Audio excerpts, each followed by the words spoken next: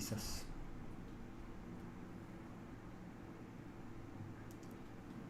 Si esto no cargó, hasta que se me desenchufó. Ya no sé. Hey everyone, how you guys doing? This is going to be our second day of our live painting week. The Dropbox link for the photo that we're going to use as reference is in the video description. So if you guys want to paint along, or if you want to see a little more closely what I'm using for reference, you can just scroll down and just look in the click in the video description and just download that file. Today we're going to paint a painting of Fer, and like I said on my Instagram post a couple of minutes ago, we're going to do Zorn palette. So even though I have my whole palette set up here, we're only going to use titanium white, yellow ochre, cad red, and ivory black. I usually don't have ivory black in my palette, not because I feel that it's not a useful color, that's nonsense.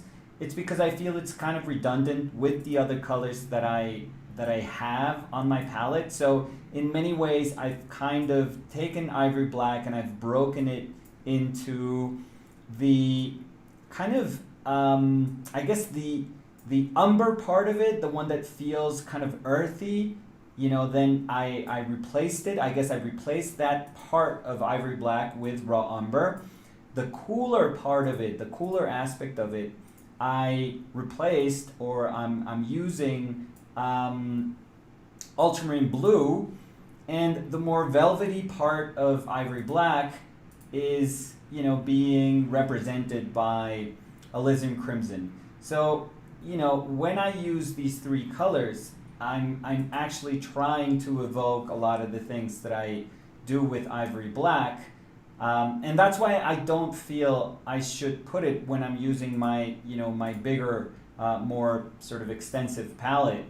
But in an exercise like this, when I'm trying to concentrate on thinking about temperature, thinking about hue, I love the fact that I can just invite that color again, and it just reminds me of very fundamental things about painting. So if you guys want to paint along, I mean, you don't have to do like a 4-color palette, but if you want to sort of follow the exercise, you can just have titanium white, yellow ochre, cad red, and ivory black.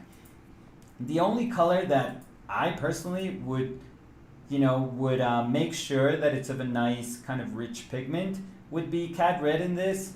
Like, titanium white could be a cheap titanium white, yellow ochre for sure could be a cheap, yellow ochre, like a cheap earth tone. And ivory black, you could also, make a really nice painting with just a regular ivory black. So again, my accent and saturation is going to be represented by cad red, and that's why I feel that one should be, a little bit nicer pigment. I have my brushes, and I was painting this morning, so a lot of these brushes are dirty, and you guys have heard me say before that I don't use solvent to clean my brushes. So there's gonna be a lot of residue, in these brushes, and I'm totally fine with it. That just helps me make my paintings grayer. So, more power to the dirt that's in these brushes. And another different thing that we're going to do today, I think yesterday, even though it wasn't like an elaborate underdrawing, we started with kind of like a scribble that was done with a kind of color pencil. We're not going to do that today, and we're not going to do like an umber underpainting. We're just going to kind of start painting and try to hit our masses and hit our color masses right from the start. So Es que el link que pusiste es el de ayer. ¿Sí? Sí, están diciendo. Oh, I'm sorry. So I think I linked the photo from yesterday, but Danny's gonna link the image from today. So just give her like a couple of seconds, and I think we're good. So just but yeah, I don't know if that's gonna work then, because I don't know if that actually. Yeah, I don't think that works. So Danny, just try to leave it in a comment. I think it's better. I mean, it's not gonna. It's a workaround. I'm sorry. I'm sorry. I just linked the wrong pic. But Danny's gonna link it, from time to time in some of the comments. Okay, because I don't think I think we would have to refresh the page. But I don't know. You guys let me know. But anyways, we're gonna get started. So remember, titanium white, yellow ochre, cat red, and ivory black. And I'm still going to use alkyd medium for my medium, okay? So let's get started. The one thing that I really like about this painting, and I think that's I like a couple of things, but the one thing that's very, very attractive to me about the painting is the just a big gray sort of very abstract mass that is, it's actually my sweater that's on top of Fera's head. So, and no, I'm not just throwing my sweater on top of her. No, that's her just, being her.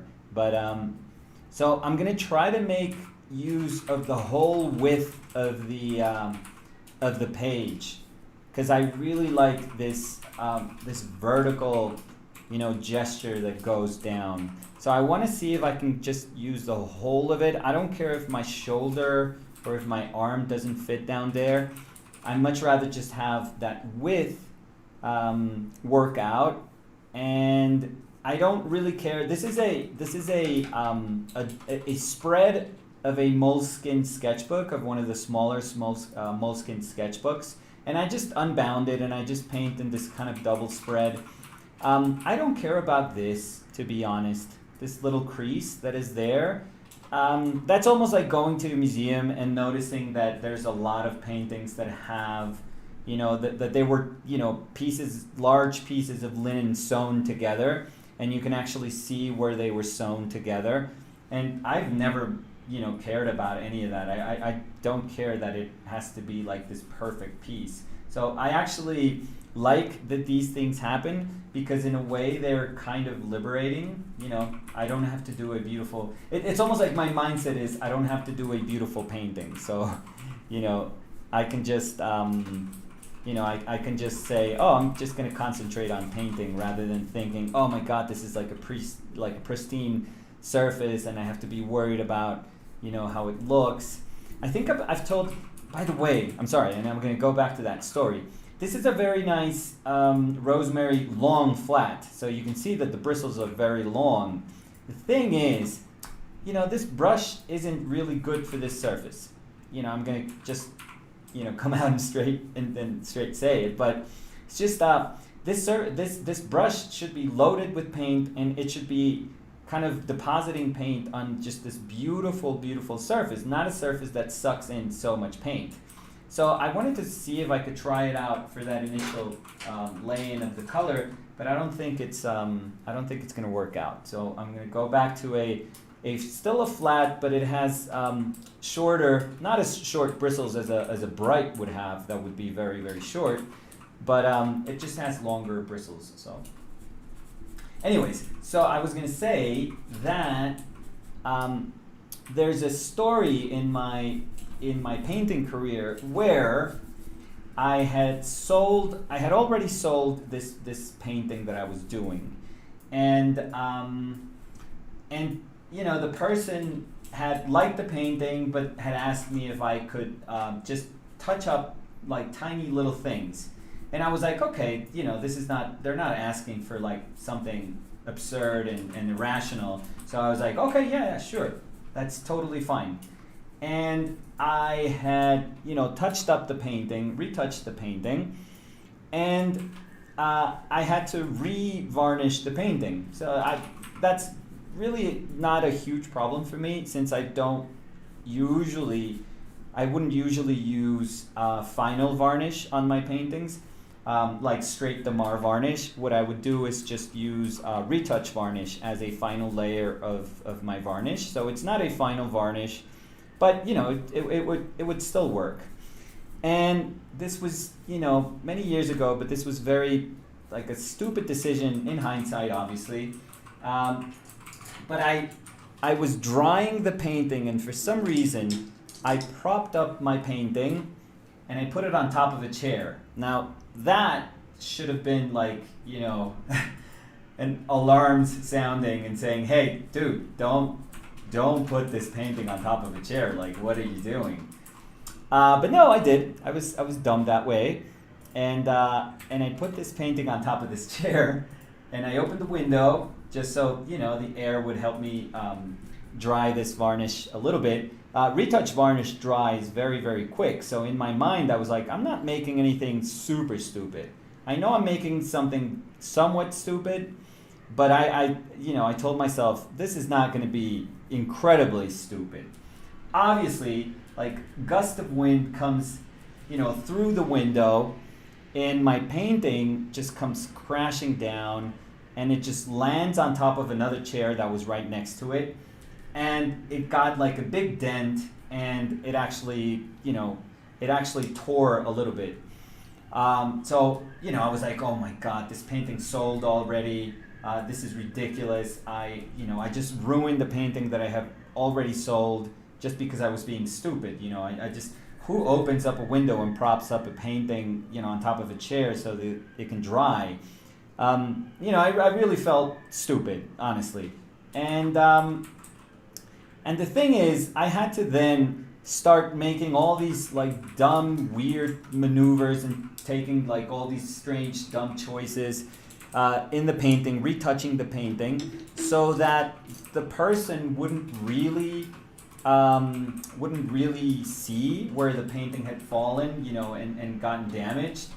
And I'm pretty good, like, technically. So I actually took the painting off the stretchers, and I re-stretched it. So I made it taut again, and I re-stretched it so that you couldn't see the dent, but I still had the little piece of torn linen.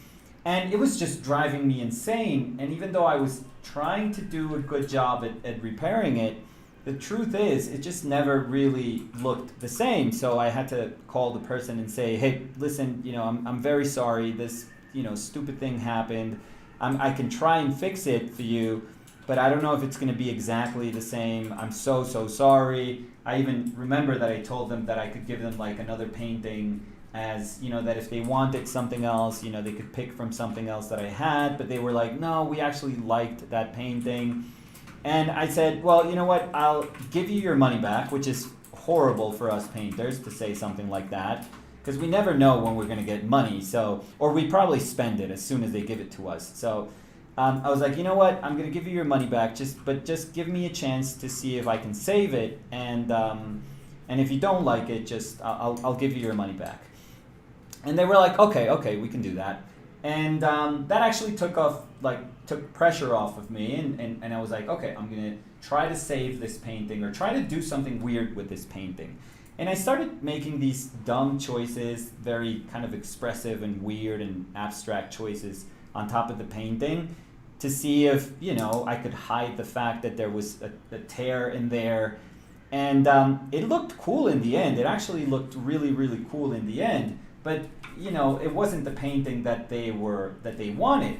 So they ended up not wanting that painting, and I eventually was able to sell it again, as a new painting, not as that painting that had taken that beating, but as a, somebody looked at it with fresh eyes and said, okay, I can buy this painting as is. That's probably the way this person intended this painting to be. But the thing is, that day, I promised myself, I was like, I'm never going to do a painting again that can't stand, falling from a chair. The moral of the story could have been, oh, I'm never going to be this stupid again. I'm just never going to prop up a painting on top of a chair.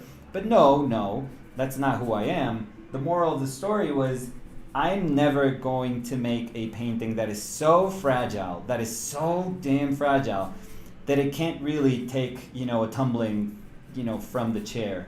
And what that translated into was just me really just beating the crap out of paintings, and then gluing stuff on top of them, and, trying to paint on a ton of different surfaces. I mean, there was a lot of experimental, moments in this catharsis that happened afterwards. But but I think what I learned in the end was that I'm not, I'm a painter that really doesn't like and really doesn't appreciate the fragile nature of a painting.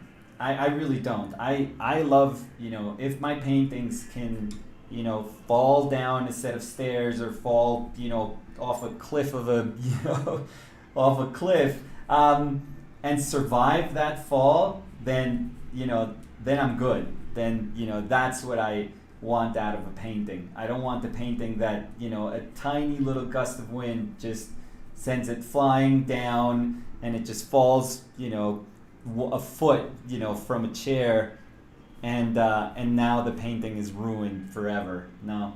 So that taught me that things like these, having a crease like that in the middle of a painting does not bother me in any way. I mean, none whatsoever. I just don't even see it. I think it's like invisible to me now. So because I think that a painting can actually survive anywhere it's being painted. So yeah, it was a long story, but I think it was just an experience that taught me that I don't have to see these things as being just treasures, that they can actually, they can take a beating from me when I'm painting them, and from the universe if the universe decides to make it fall and tumble. Te preguntan, will you ever try gouache again? Oh yeah. I mean, gouache was a tough experience, and I still think that it's not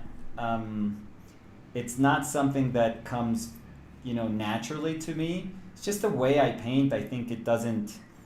It's not very congruous to my sensibility and to the way I paint. And it asks of me a patience that I think I lack. So I don't want that to sound like an excuse, because it may start to sound like like a really bad excuse. But I just don't know. I just feel that it's tough. It makes me rethink what I know or what I think I know about painting. So it's tough. It's very tough to encounter, a manner of painting that just constantly puts you like on the ropes, and you just have to sort of, fight for your life because you don't really know what you're doing, in my case. But for sure I'm going to push myself to not just say, oh yeah, this is not something that I'm good at, so I should just leave it behind. No, it should be something that I'm capable of making a transition, So yeah, so I'm sure that next year we'll do more gouache, and I'm gonna hope that I can be a little more sensitive to what gouache is asking of me. We'll see. But for now, oils, yeah. I don't want to say like, oh, I'm just an oil painter. No, I think that there's a lot of fundamentals of painting that are shared, regardless of whatever technique you use.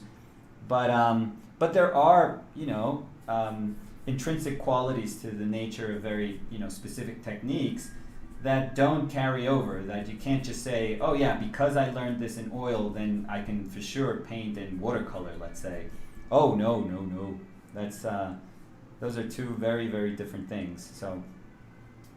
When you make large scale paintings, do you have a series in mind, or does it just happen? Sometimes I do have a series, not because I want to, create a number of works, but because I feel that perhaps some of the aspects of the thing, of whatever I was looking for, I wasn't able to get in one painting.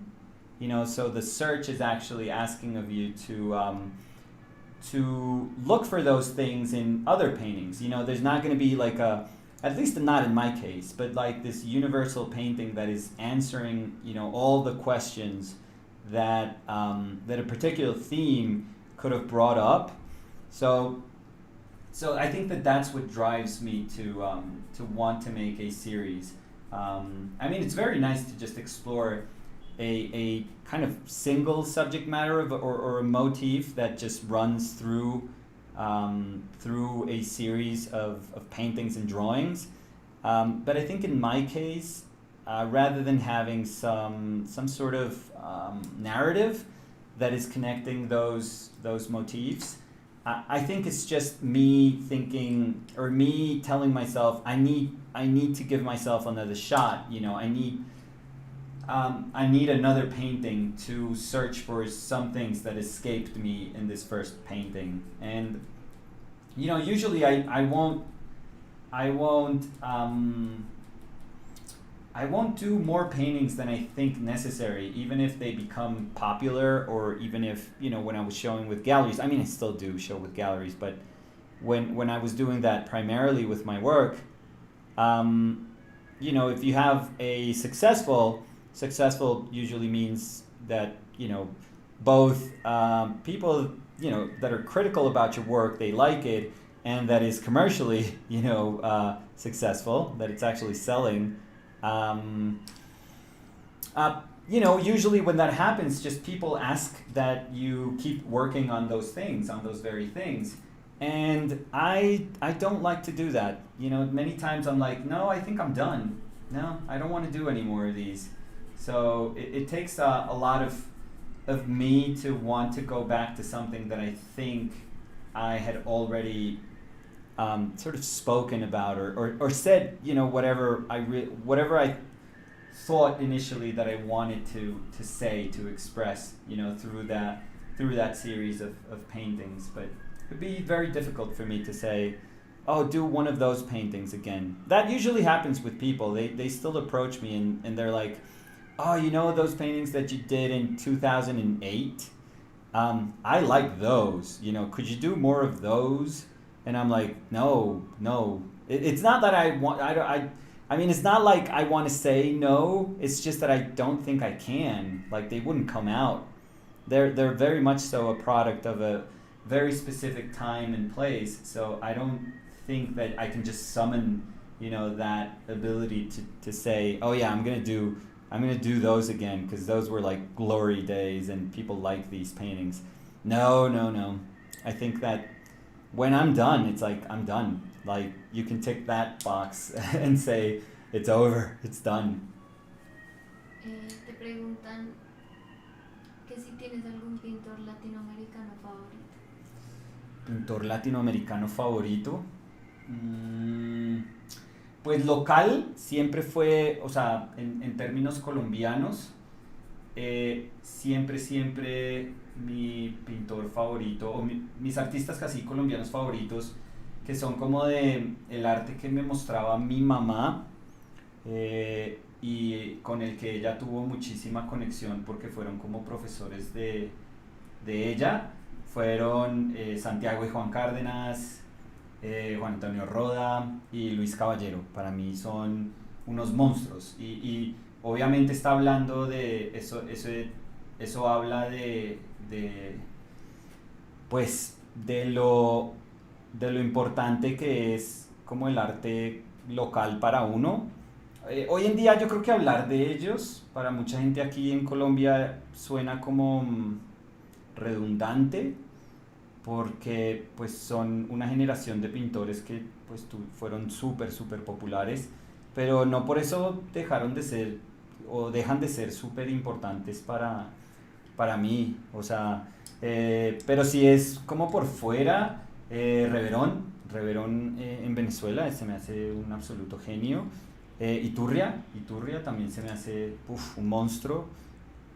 Cuitca también aunque digamos que no es un pintor, pero hay muchas obras de Cuitca que sí son como entre dibujo, pintura, gráficas, también son fantásticas. Entonces, sí, entre ellos yo creo que estamos bien. Some people can't explain. Cal es de mis pintores favoritos. Cal. Ya.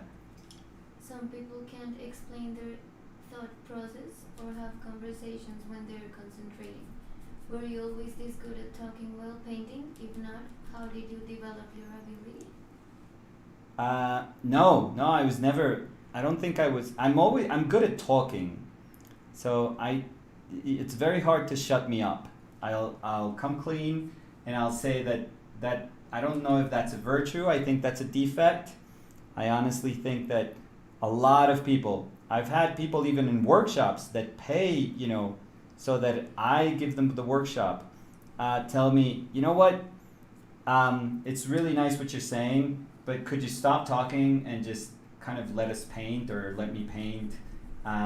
So yeah, I've had that before, and I totally understand. Ay, me hace Silva? Creo que. And I totally understand that that could be annoying, but I think that for me it's super important to try and do both things at the same time. It actually helps my process of reflection, I think. So if I'm painting and I'm speaking at the same time, I'm trying to remember the things that I have to paint, and I'm trying to emphasize the things that I have to paint. And I'm checking constantly to see if I'm being able to express those things. So yeah, and it almost, a really nice thing that I know that may be hard to understand, but it almost takes my mind off of painting also. So it becomes like almost like second nature. I really, really like the idea of that, of painting just happening, not painting being something that you're just insanely aware of, like a heightened sense of consciousness, but something that can happen in the background, while other things are going on. So for me, it's kind of nice to contemplate being able to have a conversation like right now with you guys, or if I was with a group of people painting, if I was with a group of friends painting, that we could still, to contemplate that we could still kind of hang out, that we could still hang out and talk while we paint, instead of painting being this really kind of sacred thing that you have to, remain really quiet and be in silence and just play classical music in the background. And I don't know, it becomes, that sort of painting becomes like like going to mass, or it's almost like this divine act that you're not supposed to mess with. So yeah, no, for me it's I try to make it as much of a regular act as I can. For me that's super important. So perhaps talking through it just grounds it a little bit for me. Makes it something that it's as commonplace as just going to dinner and having a conversation, or just hanging out while you're, I don't know, just doing whatever it is that you do with free time. But what we're doing with this free time is just painting. But I totally get that a lot of people, like all of us, are different, and I totally respect that. And if somebody, in my workshops, there's been people that just say, hey, I'm just gonna put my headphones on, and I just, if you're gonna talk to me, just, I'll take my headphones off. But if not, then I'm just gonna keep them on if you don't mind. And that's totally fine. I'm totally fine with that. Like, I think that I have to be respectful, and I am. And having taught for so many years really showed me that there's so many different kind of ways that people find their own place to to feel comfortable while they're in this creative process, while they're immersed in this creative process. And there's nothing, there's not a good or a bad option here. I guess it's a little bit better if noise doesn't bother you, or if you can have a conversation and you're not distracted by any of those things. I'm reminded of when I was painting, when I was copying at the Met, and you would get all these like kids from different schools like coming in and asking questions, and I was like, I'm gonna keep painting while you guys ask questions, and it was super cool, like to know that you can still keep painting because they want you to keep painting. Like they actually want to see what you're doing. They want you to keep going. For them, I was copying Rembrandt at that time, I remember. And for kids, they don't care about Rembrandt. They know nothing about Rembrandt. Rembrandt is this, very abstract notion. It's not like a, 7-year-old just goes there and says, oh, you're so not Rembrandt. No, they're actually fascinated by what you're doing. And in their minds, what you're doing is actually as good as that Rembrandt. It's like, oh, it looks exactly the same, and that's incredible. I mean, I would hope for, I wish that was the critical consent, throughout the rest of my life. but I, what they want you to do is to keep working while they ask questions and while they, just have their imaginations just run like and go crazy with what you're doing. So I always thought it was just super, super interesting to be able to say, hey guys, this is what I'm doing, and this is why I'm doing it, and this is what I'm trying to do. And it's just, again, it's just fascinating to them. It's so awesome, to make this, which is usually not very cool, I would say. It's not as cool. I always make fun of painting that it's never as cool as people that can play an instrument. If you're with your friends and you just want to show off, and you play the piano or you play the guitar, or you play the banjo or whatever, whatever instrument that you play, they just kind of take it out and in 2 seconds they're just showing you that they're awesome at playing this instrument or singing. They're amazing people. They're super, super talented. For us painters, it's like, okay, if you leave me alone for like a couple of hours, and if I find my right mind place, if I'm just concentrating enough, and if you guys don't really acknowledge my presence and leave me alone so that I can, kind of try to do this, maybe I can come up with like a decent sketch, so it's not going to look like you guys. If I'm painting you guys, just also try to stay still. But just have some patience with me. So painting has never been like this cool thing, this thing that you can do that can just feel popular and cool.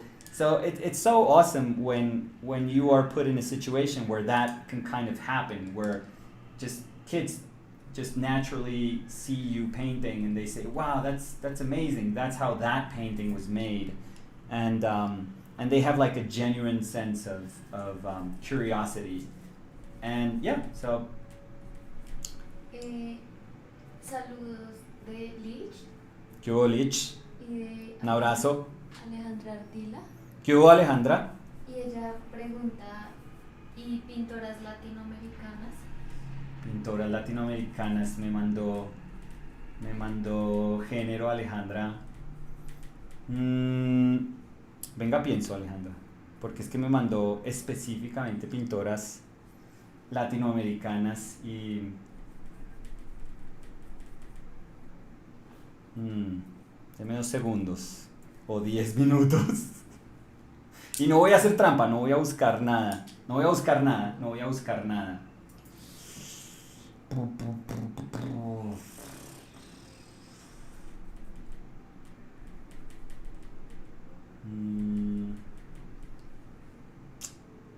Pues puede ser contemporánea.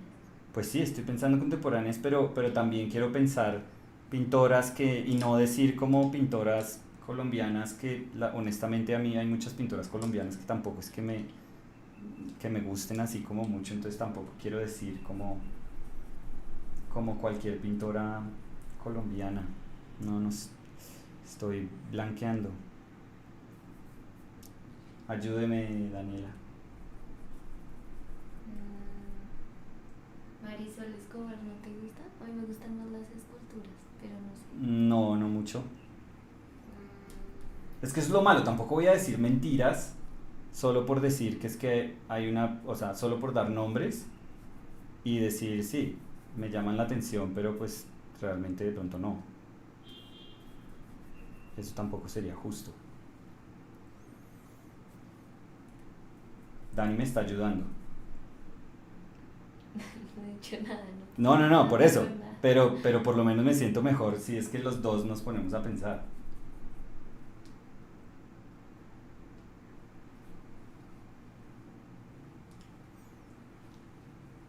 No, Dani. Mm, Para que no piense que es problema de género. Pues yo ni sé pintores ni pintoras. Que me... Mm. No, me mató. Me sentí horrible ahora. No. Sí, Pues me siento... ¿por qué no dices pintoras colombianas? No, Que no. conozcas, que te parezcan chévere. No, porque no. Porque no es por decir no, sino porque es que pues quiero ser genuino. Prefiero decir no tengo a nadie en la cabeza en este momento que, que diga, pues, o sea, y conozco generaciones jóvenes de gente, por ejemplo, o sea, con la que yo estuve pues en contacto en la universidad, pero y además no quiero ser como trillado, no quiero decir como, Vicky Newman, o sea, por ejemplo acá, decir, Vicky Newman, y decir sí, porque ella es como cercana, un poco cercana a lo que, digamos, el tipo de pintura que yo hago, pero no quiero decir como así, por decir, no sé. Acá alguien dijo Luisa Beltrán seguro. No, Y pues Nicoy, no, pues sí, y es que además también estoy, o sea, no quería tampoco sonar y empezar a decir, entonces Alejandra Ardila, Alejandra Hernández, Laura Sancia, empezar a enumerar a todas mis exalumnas, pero obviamente ellas son buenísimas. Lina es buenísima, Luisita es un monstruo y un genio absoluto. eh, de cosas de Instagram, Adriana Lozano nos encanta a Dani y a mí. Pero estaba pensando, o sea, esto es como para tratar de defender lo indefendible, pero estaba pensando cuando digo esos nombres como Cuica o como nombres así latinoamericanos, que yo diga, bueno, ¿y quién tiene como esa misma como relevancia en mi trabajo? Y estaba pensando y de pronto pues la realidad es que también era pues difícil, o sea, encontrar mujeres pintoras en ese momento, no tanto porque no haya talento, sino porque pues obviamente no se les daban las mismas posibilidades. Entonces, de nuevo, esto no se trata de decir como Ana Mercedes Hoyos y ya, y decir como los mismos artistas como colombianos que uno oye todo el tiempo, pero sí. ¿Te hago otra? Sí, no, pero voy a seguir pensando y si digo algo ahorita, y gracias Alejandra por hacerme quedar horrible, o sea, increíble, muchas gracias. No, pero supongo que lo importante también es eso, o sea, yo siempre como que me he fijado más en un contexto internacional, pero en últimas también, pues sí, o sea, dentro de pintura latinoamericana, pues seguramente no porque sean cosas que no son como relevantes para uno, o sea, uno no, de pronto son, digamos, me acuerdo cuando fui a Sao Paulo, esta, esta pintora que hace esa figura como toda expresiva, y mire, por ejemplo, es que ni siquiera me acordé el nombre, pero que es una figura que está como acurrucada y que tiene como una pierna y un pie gigante. Y esa pintura es importantísima, o sea, esa pintura es importantísima para la historia, digamos, de pintura brasilera. Y a mí esa pintura pues no es que me diga gran cosa. Entonces yo decía, no, pues tampoco es que tengo que decir, bueno, como fue relevante para este contexto, entonces es de mis pintoras favoritas. No, yo también quiero que pues Es que incluso no pienso que tenga que ser pintora o pintor, o sea, yo sé, soy súper consciente de las diferencias de género, pero trato es de pensar como en pintura, o sea, trato de pensar como en pintura que me gusta.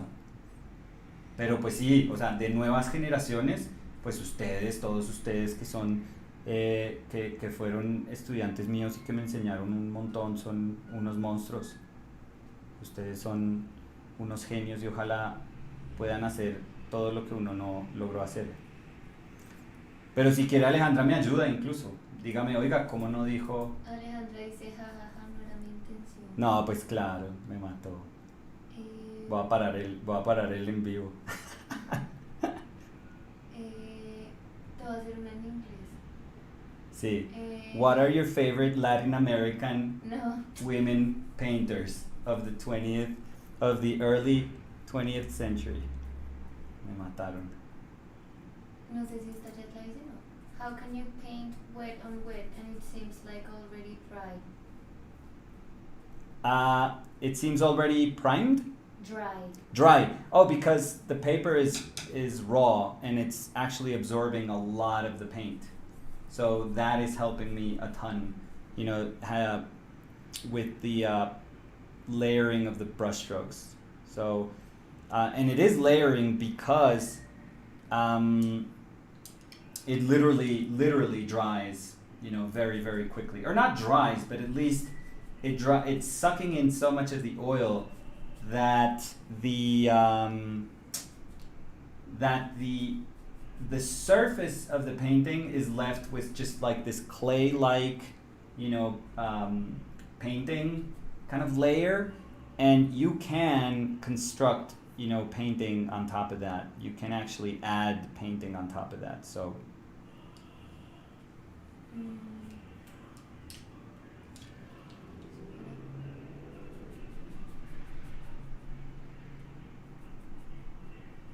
What are your thoughts on digital painting? It would be so cool to see you try Photoshop or Procreate. I've tried, not Procreate, but I've tried Photoshop, and it's painting. It literally is the same thing as painting with, I mean, I think conceptually it's exactly the same thing as painting with oils. I think obviously the tools, the nature of the tools is very, very different. But I am of a mindset that I think that painting has to reinvent itself, and that we're probably a couple of generations away from this type of painting, you know, painting on these substrates that are paper or wood or canvas. I really do think that that's going to end at some point in the near future. And that's going to be replaced by more virtual painting, if you want to call it that, you know, like that. But that's painting. That to me is exactly the same as, you know, oil painting. It's a different medium, but it's going to be painting, you know, nonetheless. And you know, when 3D printing gets, you know, to be more sophisticated and more advanced, and those Photoshop paintings or whatever software is used, you know, in the future, can be actually translated and understood by that printer, and that printer can spit out this, you know, 3D image. That's going to be incredible, and we're not far from that. That's actually been done. There a couple of years ago, these programmers, they actually made an algorithm, you know, that was meant to understand what a Rembrandt painting was, and based on that algorithm, they printed out, you know, using a 3D printer. They printed out this painting that was not, you know, it wasn't great, but they were trying to make a Rembrandt painting, and it's one of those paintings that it doesn't, you know, it's not that the result is what's important. It's that the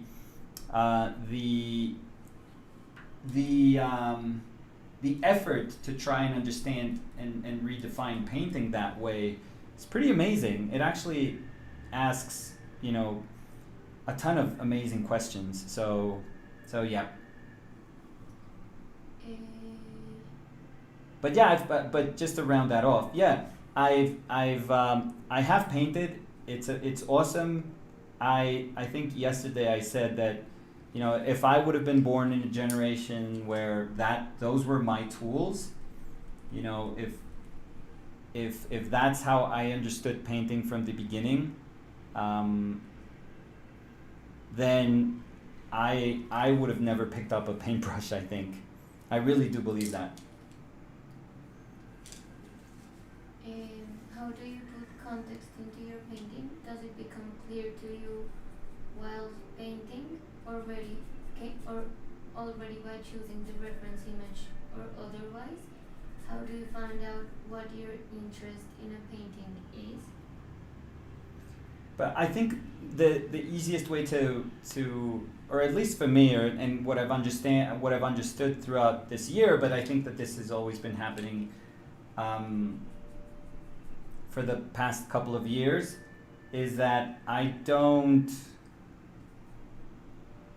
try to look for things that feel too far from what I know. So even if I acknowledge that what I know is limited, but which in my case is just my family and my friends and my surroundings, even though I think that that's a kind of limited universe, and I'm totally fine admitting that, I think that that's what becomes closest to me. So almost every single painting effort that I have is just trying to echo a sort of relationship that I have, you know, with those people that are in that kind of inner circle, I would say.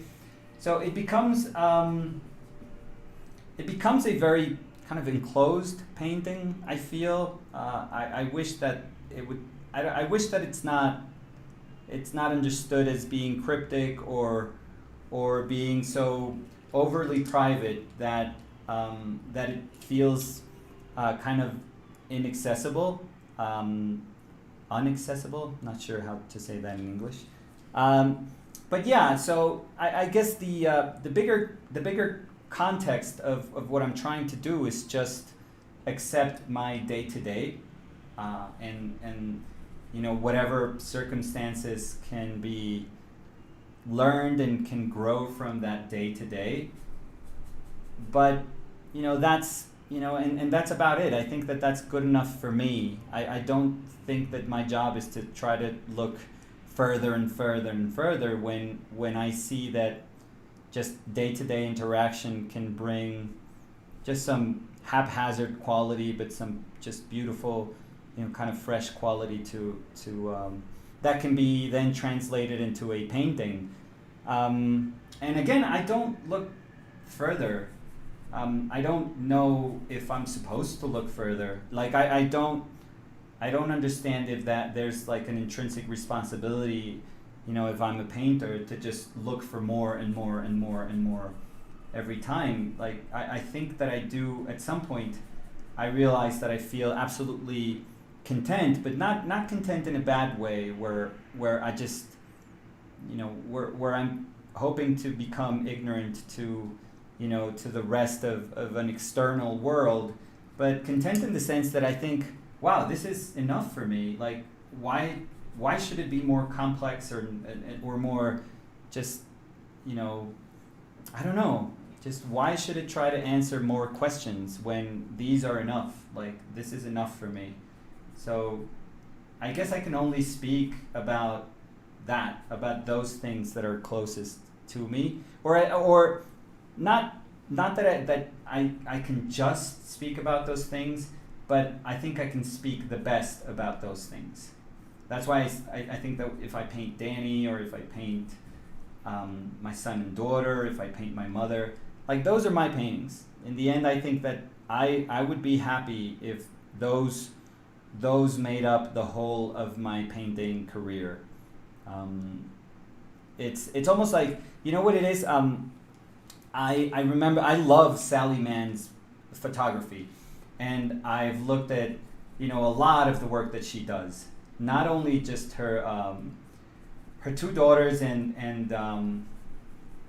her son's photographs, but the whole of her photography. So, a lot of the wet plate photographs, a lot of the dog, the bones, photograph, a lot of the cadaver photographs, a lot of the photos that she takes of her husband. And yet, my favorite and I think her best work is just her children. That's what I've always thought that made her like this, this artist that should be remembered for, the rest of time.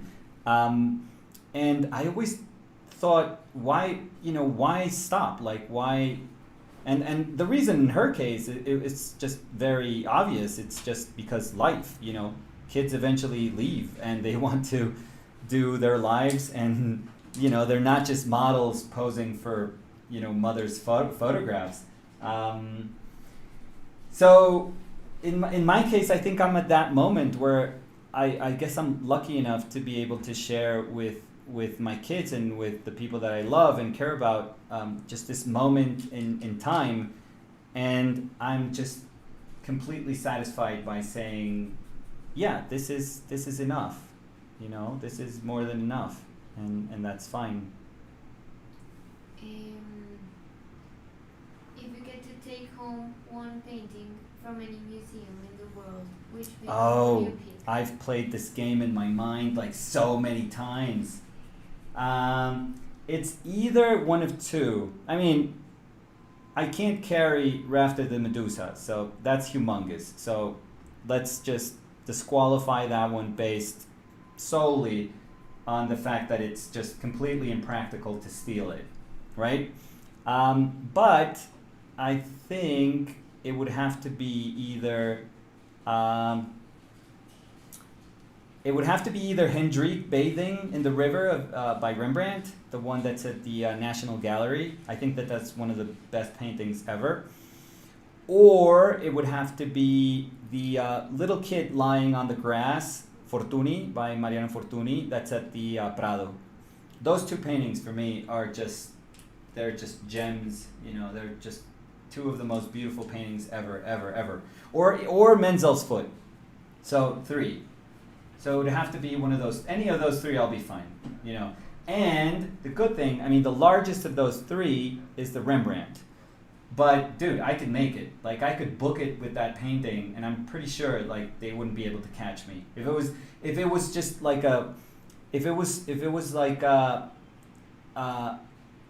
like a contest, like they're saying, dude, if you're not caught, the painting is yours. Oh my God. I think my lungs would feel like they're on fire, but I think I could make it. I think I could outrun like all the security guards. Have you seen those guys? You can outrun them. They're not in the best of shape. So, and I think I could make it out before the doors. I would love to see that. Like, before there's like what do you call that? Like a shutdown. And you would think that all these doors, like, all these gates come like crashing down. Dude, I could make it. I can so make it. If the prize is that Rembrandt, you would never see me again. I'm gone. I would happily live like in this super obscure place wherever in the world, and I would have this painting just hidden. No, now I'm sounding like an asshole. No, of course not. I would want that painting to be seen by everyone. Or maybe I would take that painting from town to town, just small towns, doesn't matter. And just take it to schools and say, okay, kids, this is a Rembrandt, you can pass it around. Pass around the Rembrandt, we would call the activity. Would be nice. ¿Qué opinas de la frase de Cézanne cuando dijo, no importa lo que se pinte, sino cómo se pinta? No importa lo que se pinte, sino cómo se pinta. Bueno, no sé, o sea, le voy a creer que se lo atribuye a Cézanne. Entonces, sí, hoy voy a aceptar mi ignorancia en 1000 aspectos. Entonces ya Alejandra me ayudó a entender que no voy a fingir que sé cosas que no sé. Entonces no sé de esa cita, pero pues tratando de entender el contexto con la que fue dicha o fue expresada, Pues supongo que expresa es la, digamos, la separación que puede existir entre el sujeto de la pintura y lo que se quiere expresar a través del sujeto de la pintura. Y en ese sentido, pues no, como no es tan relevante como uno piensa lo que se pinte, sino aquello que se está tratando de expresar a través de ese sujeto. Entonces, en eso, pues sí, yo creo que parte de lo que yo hago, una grandísima parte de lo que hago, depende de eso, de que pues el objeto de la pintura no tiene que tener una relevancia tan grande. Ahora, eso no quiere decir que el objeto de la pintura sea irrelevante. Lo que pasa es que el solo objeto, o sea, el solo sujeto de la pintura, el pintar una temática o el pintar algo, no logra cargar con una pintura. No, por interesante que sea, no logra cargar con una pintura. Muchas veces nosotros confundimos una gran pintura o una gran imagen solo porque está representando algo que puede ser interesante, pero no lo está representando tampoco de la mejor manera. Pero ese algo hay veces como que jala la pintura, o sea, está levantando todo el peso. Y ahí es donde uno se da cuenta, uy, sujeto de la pintura puede ser una cosa que tiene una potencia grandísima, pero no necesariamente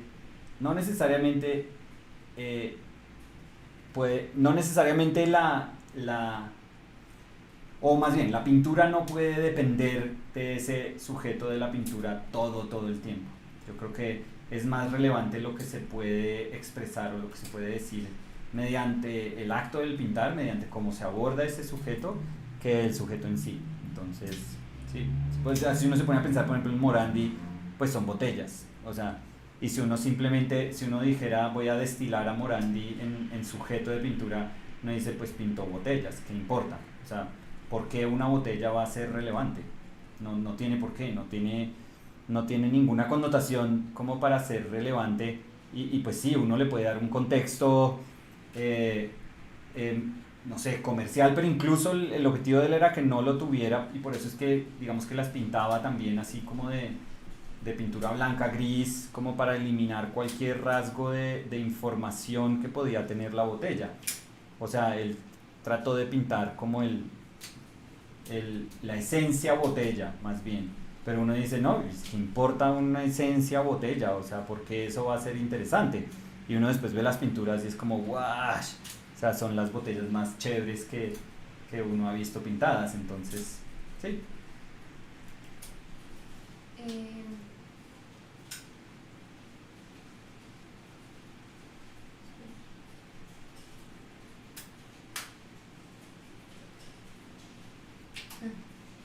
¿En qué idioma pintas? What? Or the voice in your head, in what language is talking to you while sí. you paint? Yeah, sadly in English, sadly. And I say sadly because it's not my my native tongue, but it's the way I was taught how to paint. So I think in English.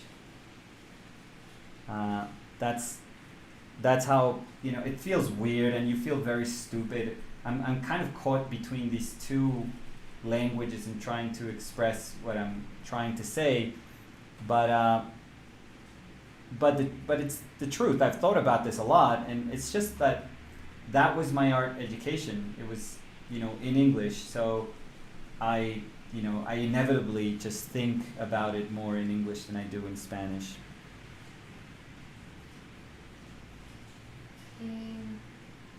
¿Vieron nombres de algunos artistas?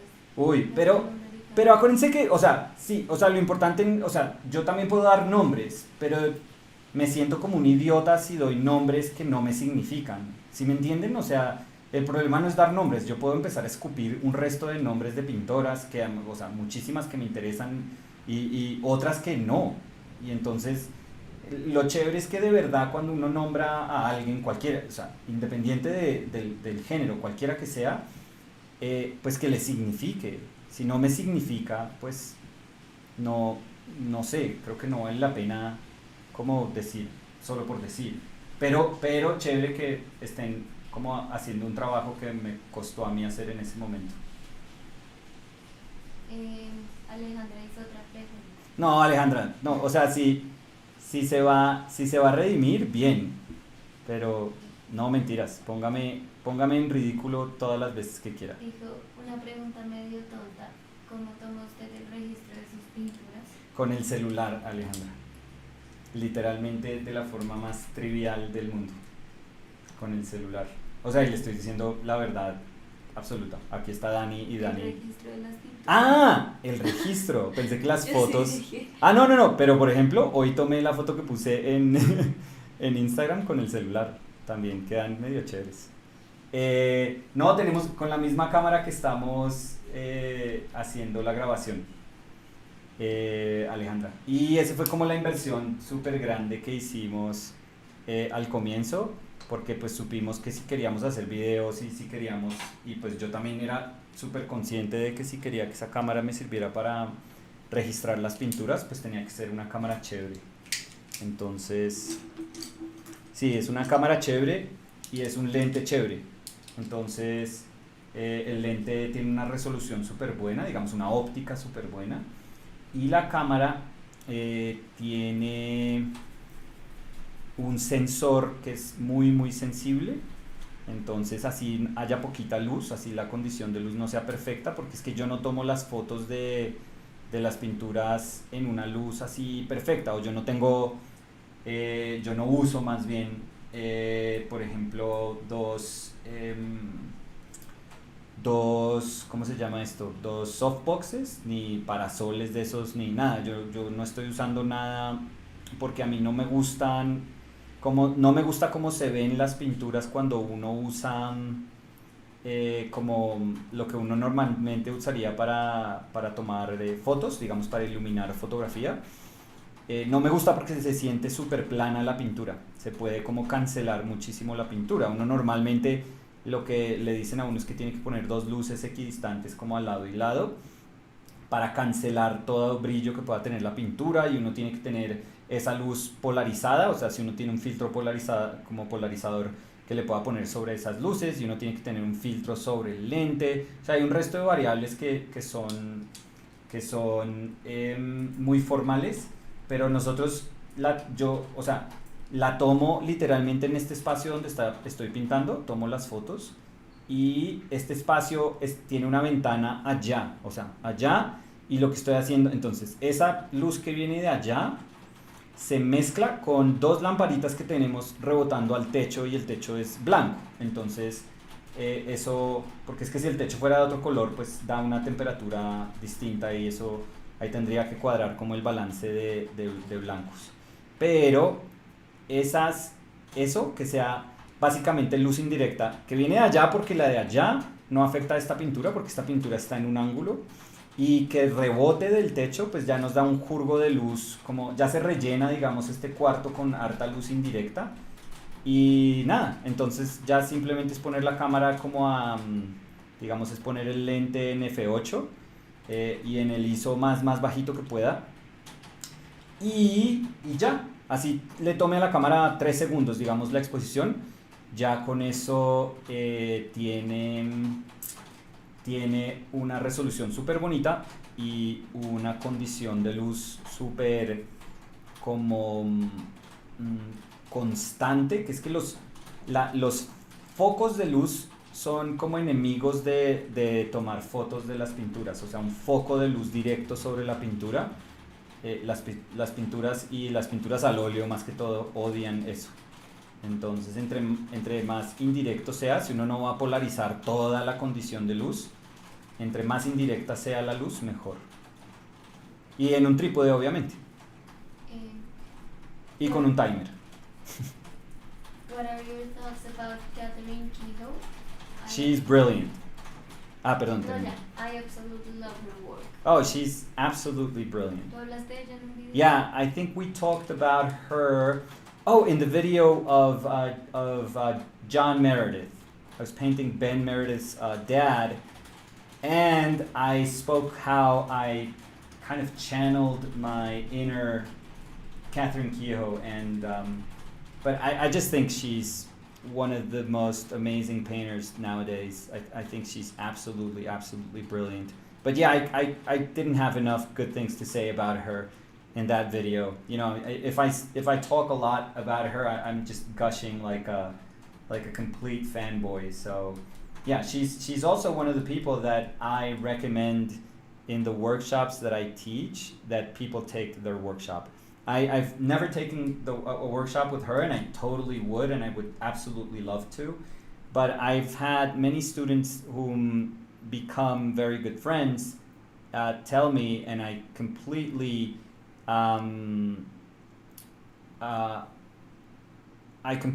believe them. I think that they're speaking the truth when they say that, you know, she's a remarkable teacher. So yeah, I would definitely tell people, even though I've personally haven't taken her workshops, I would tell people, yeah, if you're looking to take a workshop, take hers, take Zoe Frank's workshop, take Mark D'Alessio's workshop, Ken Cooley. Yeah, I think that those are the people that I for sure would take a workshop with, that I know give workshops. I'm not just saying, you know, who are my favorite painters. I mean, they are among my favorite painters, but I also, just people that I also know give, you know, amazing workshops and can express, you know, themselves really eloquently as teachers, not necessarily just, you know, through painting, but because I don't think Catherine paints during her workshops, but that's completely fine with me. I totally know what she's capable of, so I'm fine with her not painting. And what are your thoughts about... Ah, no, ese ya fue aquí. ¿Más artistas latinoamericanos, femeninos? No, y la peor es que aún así se le vienen a la cabeza. Pero ya no Sí, vale después, ya uno es pérdidas. Es como una sustentación de tesis. Si no lo supe decir en ese momento, me tiré la tesis. O ya. sea, hasta nos leímos el libro de Emma Reyes.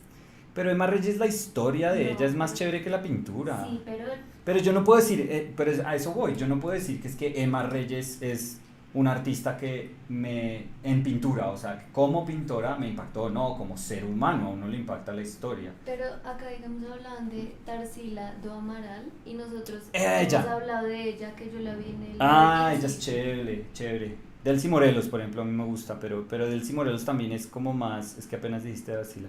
Delcy Morelos también es más, o sea, va más allá de pintar, entonces no sé. No, y dijeron Tarsila do Amaral y me acordé de Olga de Amaral. Sí, ella también es chévere, pero tampoco es pintora.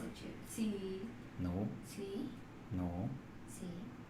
Bueno, Pues yo no sé si tiene algunas pinturas, pero pues yo he visto... cuando uno dice Olga de Amaral, uno no piensa en pintura, pues de una. Aquí Dani y yo discutiendo, tranquilos que eso... Se me perdió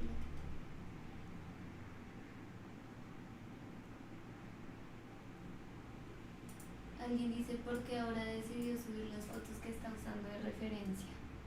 No es por esta semana, o sea, la gente lo pide y yo he sido, pues, lo he dicho así súper honesto, o sea, se me hace que no tiene por qué importar.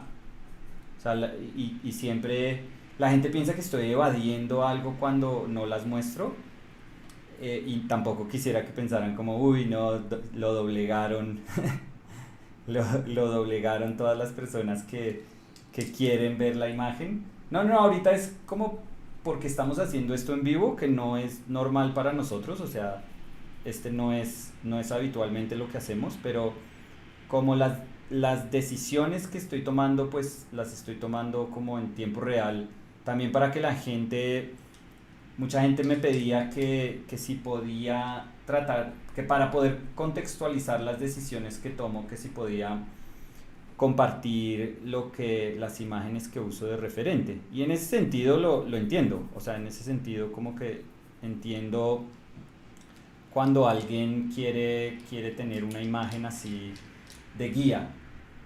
Pero esta es como más para algo pues lúdico, no sé, como para que todo, si hay una persona que quiere pintar al tiempo y si quieren, con el objetivo de compararnos al final, o sea, no como decir, uy, ella lo pintó increíble y la mía quedó fatal,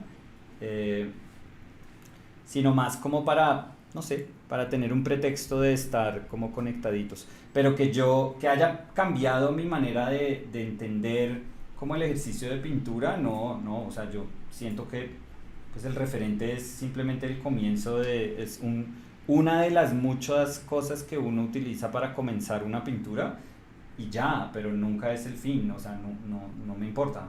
En ese sentido no me interesa ese referente.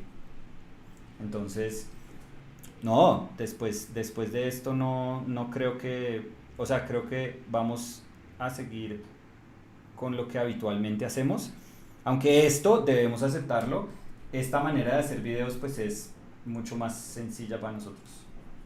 Menos dispendiosa. Sí, o sea, más sencilla, pero también más chévere, menos agradecida, porque si yo tuviera tiempo, entonces puedo buscar pintoras latinoamericanas y puedo hacerme el que, el que sé un resto de pintoras latinoamericanas y hacer un voiceover donde me siento un genio. Y tengo el tiempo, no digamos para simular que tengo esa información, sino para aprender. O sea, pues yo también tengo que aprender mil cosas y pues me doy el tiempo de aprender. Entonces, digamos, es mal agradecido en eso. Es como si uno estuviera en clase y le hacen una pregunta en clase, pero pues en clase yo también hubiera sacado el celular, pero pues en este momento no, pues no, no voy a entrar como a tratar de simular eso, pero se me hace súper chévere que pueda hacer como todo así en tiempo, o sea, todo es como en tiempo real. Eh, pero sí, la otra, digamos que nuestra manera habitual de hacer las cosas implicaría que tenemos que hacer ediciones del voiceover y Dani tendría que editar todo este video. Porque ahorita trato de ser súper como responsable y no metiéndome mucho en la pintura. Pero les voy a mostrar 2 segundos lo que normalmente hago yo cuando pinto. Entonces no sé si vieron mi cabezota y meterse en toda la pintura. Entonces, ahorita pues como estoy con ustedes no les voy a bloquear. O sea, por eso tengo que pintar como lejos, estoy pintando de lejos, entonces hay muchas razones por las que la imagen seguramente va a quedar más suelta de lo que normalmente hago. Y esa es como una de las más obvias del por qué. Porque no puedo acercarme a la pintura, tengo que pintar como con distancia. Pero cuando me acerco, pues Dani es la que tiene que, todo el tiempo tiene que limpiar como esos frames ahí del video. Is there any one book on art that you'd say was the most you've learned from?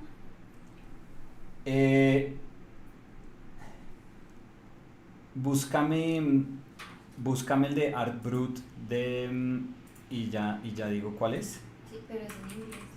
Sí, ya digo. Es que tiene una portada como... Es el primero. Primero se llama Art Brut. Sí, pero es de... Lucien Peyri, no sé cómo se pronuncia. So I'm gonna ask Danny to link you guys a book that I really love.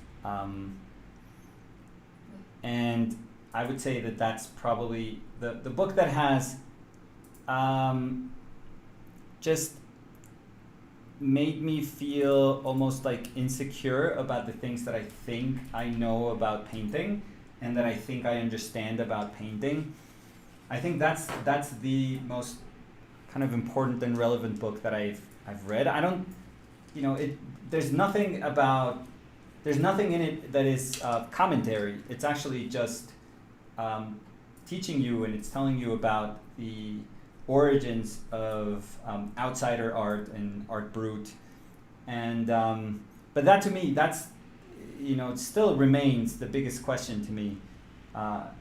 Throughout all this time, I've often thought about these extraordinary people that lived, through just centuries, that are amazing artists that will never ever see talent like theirs, throughout generations. And those people that have that talent, it is okay, and it is, completely understandable that we celebrate them. But the thing is, there's something that just puzzles, that just, I find incredibly puzzling and just fries my brain. And it has to do with just this raw idea of art, art that doesn't really answer to any, whatever contemporary definition of art is, whatever it meant in the 20th century, when questions about art brut were being brought up by Dubuffet, or whatever the definition of art is nowadays, however it's being redefined constantly. But this type of art that has no consciousness about it being like itself being art, it's just insanely fascinating to me. Because every other art, I think, is born from somewhere. Every other impulse of art is born from art. So as good as something can be, as amazing as something can be, and as incredible of an experience that we can have while looking at whatever work of art. So it could be a Richard Serra sculpture, or it could be the Sistine Chapel. It doesn't matter. Whatever evocative experience you have, when contemplating art. In many ways, I find that it can be not predictable, but that it is born from this artistic endeavor, this artistic process that has been cultivated and has been developed through centuries. But whenever you see things done by people that have no consciousness of what they're doing, and they're just making things because they're responding to this weird internal drive, that we have yet to fully comprehend, and I don't think we can comprehend, because our comprehension would stem from rationale, right? So we would try to make sense of all of that from our, from the way our rational mind would tell us to try and understand it. But because we are starting from there, it's impossible to understand the mind of somebody who doesn't think that way. They don't think that way. These artists that we horribly call outsiders, they don't really follow the rules that we follow, and I love that, because that actually turns everything, at least for me, upside down. That makes me kind of question everything, every single thing that I know about art, and about how it's taught, and about how we respond to it, and about how it is being taught in from grade school to PhD programs. It really, I don't know, it just really turned everything upside down for me. So if I could recommend a book that is just a very nice kind of way to enter this world of the very different ways outsider art, again, it's such a terrible word, but art that we don't understand, art that we couldn't really comprehend as art, or that we couldn't really comprehend its origins, but we sort of categorize it because that's what human beings do. We have to categorize everything just to try and attempt to understand it. Just where does that come from, And this is a great effort in trying to, this book is a great effort in trying to show you where, the many instances that sort of art can manifest itself. So I would totally recommend it. I can understand that not, if you're not interested in that, if you just want to learn how to paint, how to paint better, there's a ton of books on, learning how to paint better, but because you asked about a book that really changed my outlook on how I understand art in general, not just painting, but this larger definition of art, it would have to be that. It would have to be that. Definitely. Saludos desde España.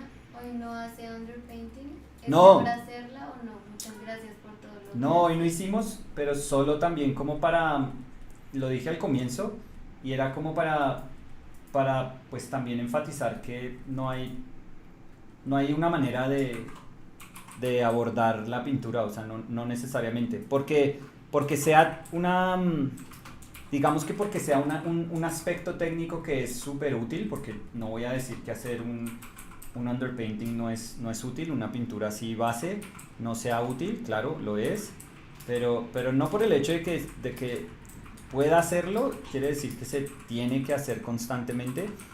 No, uno puede, pues, desde el comienzo abordar la pintura como una cosa súper abstracta, y hoy como me había dado cuenta que esta masa podía ser súper chévere y súper como envolvente para la composición, pues dije, ay no, pues no hagamos, porque pues de qué me sirve como tratar de entenderla desde esa manera de, digamos, entender el dibujo. Más bien entendámosla sí como dibujo, sí desde el dibujo, pero desde otra, digamos que desde otra manera de resolverla. Y esa otra manera era simplemente como este gesto abstracto grandísimo, que me gusta más el gesto a que obedezca exactamente a lo que es ese saco. O sea, el hecho de que sea un saco me vale chimba, o sea, no me importa, porque es que, sí, eso suena feo. No me importa, porque es que, pues que sea saco, ¿qué importa? Entonces, igual no tiene sentido. Igual Fer se puso un saco en la cabeza porque pensó que era chistoso y chévere y se ve raro, pero no porque yo le fuera a tomar una foto para pintar y, ay Fer, ponte el saco encima y te tomo una foto para hacer una pintura. No. Es como, papá, mira, me puse el saco en la cabeza. O de pronto ese ya es Fer, que sabe que fijo le voy a tomar una foto, entonces Fer está mucho más como adelantada que nosotros mentalmente, entonces está jugando con nosotros. Pero no, es simplemente como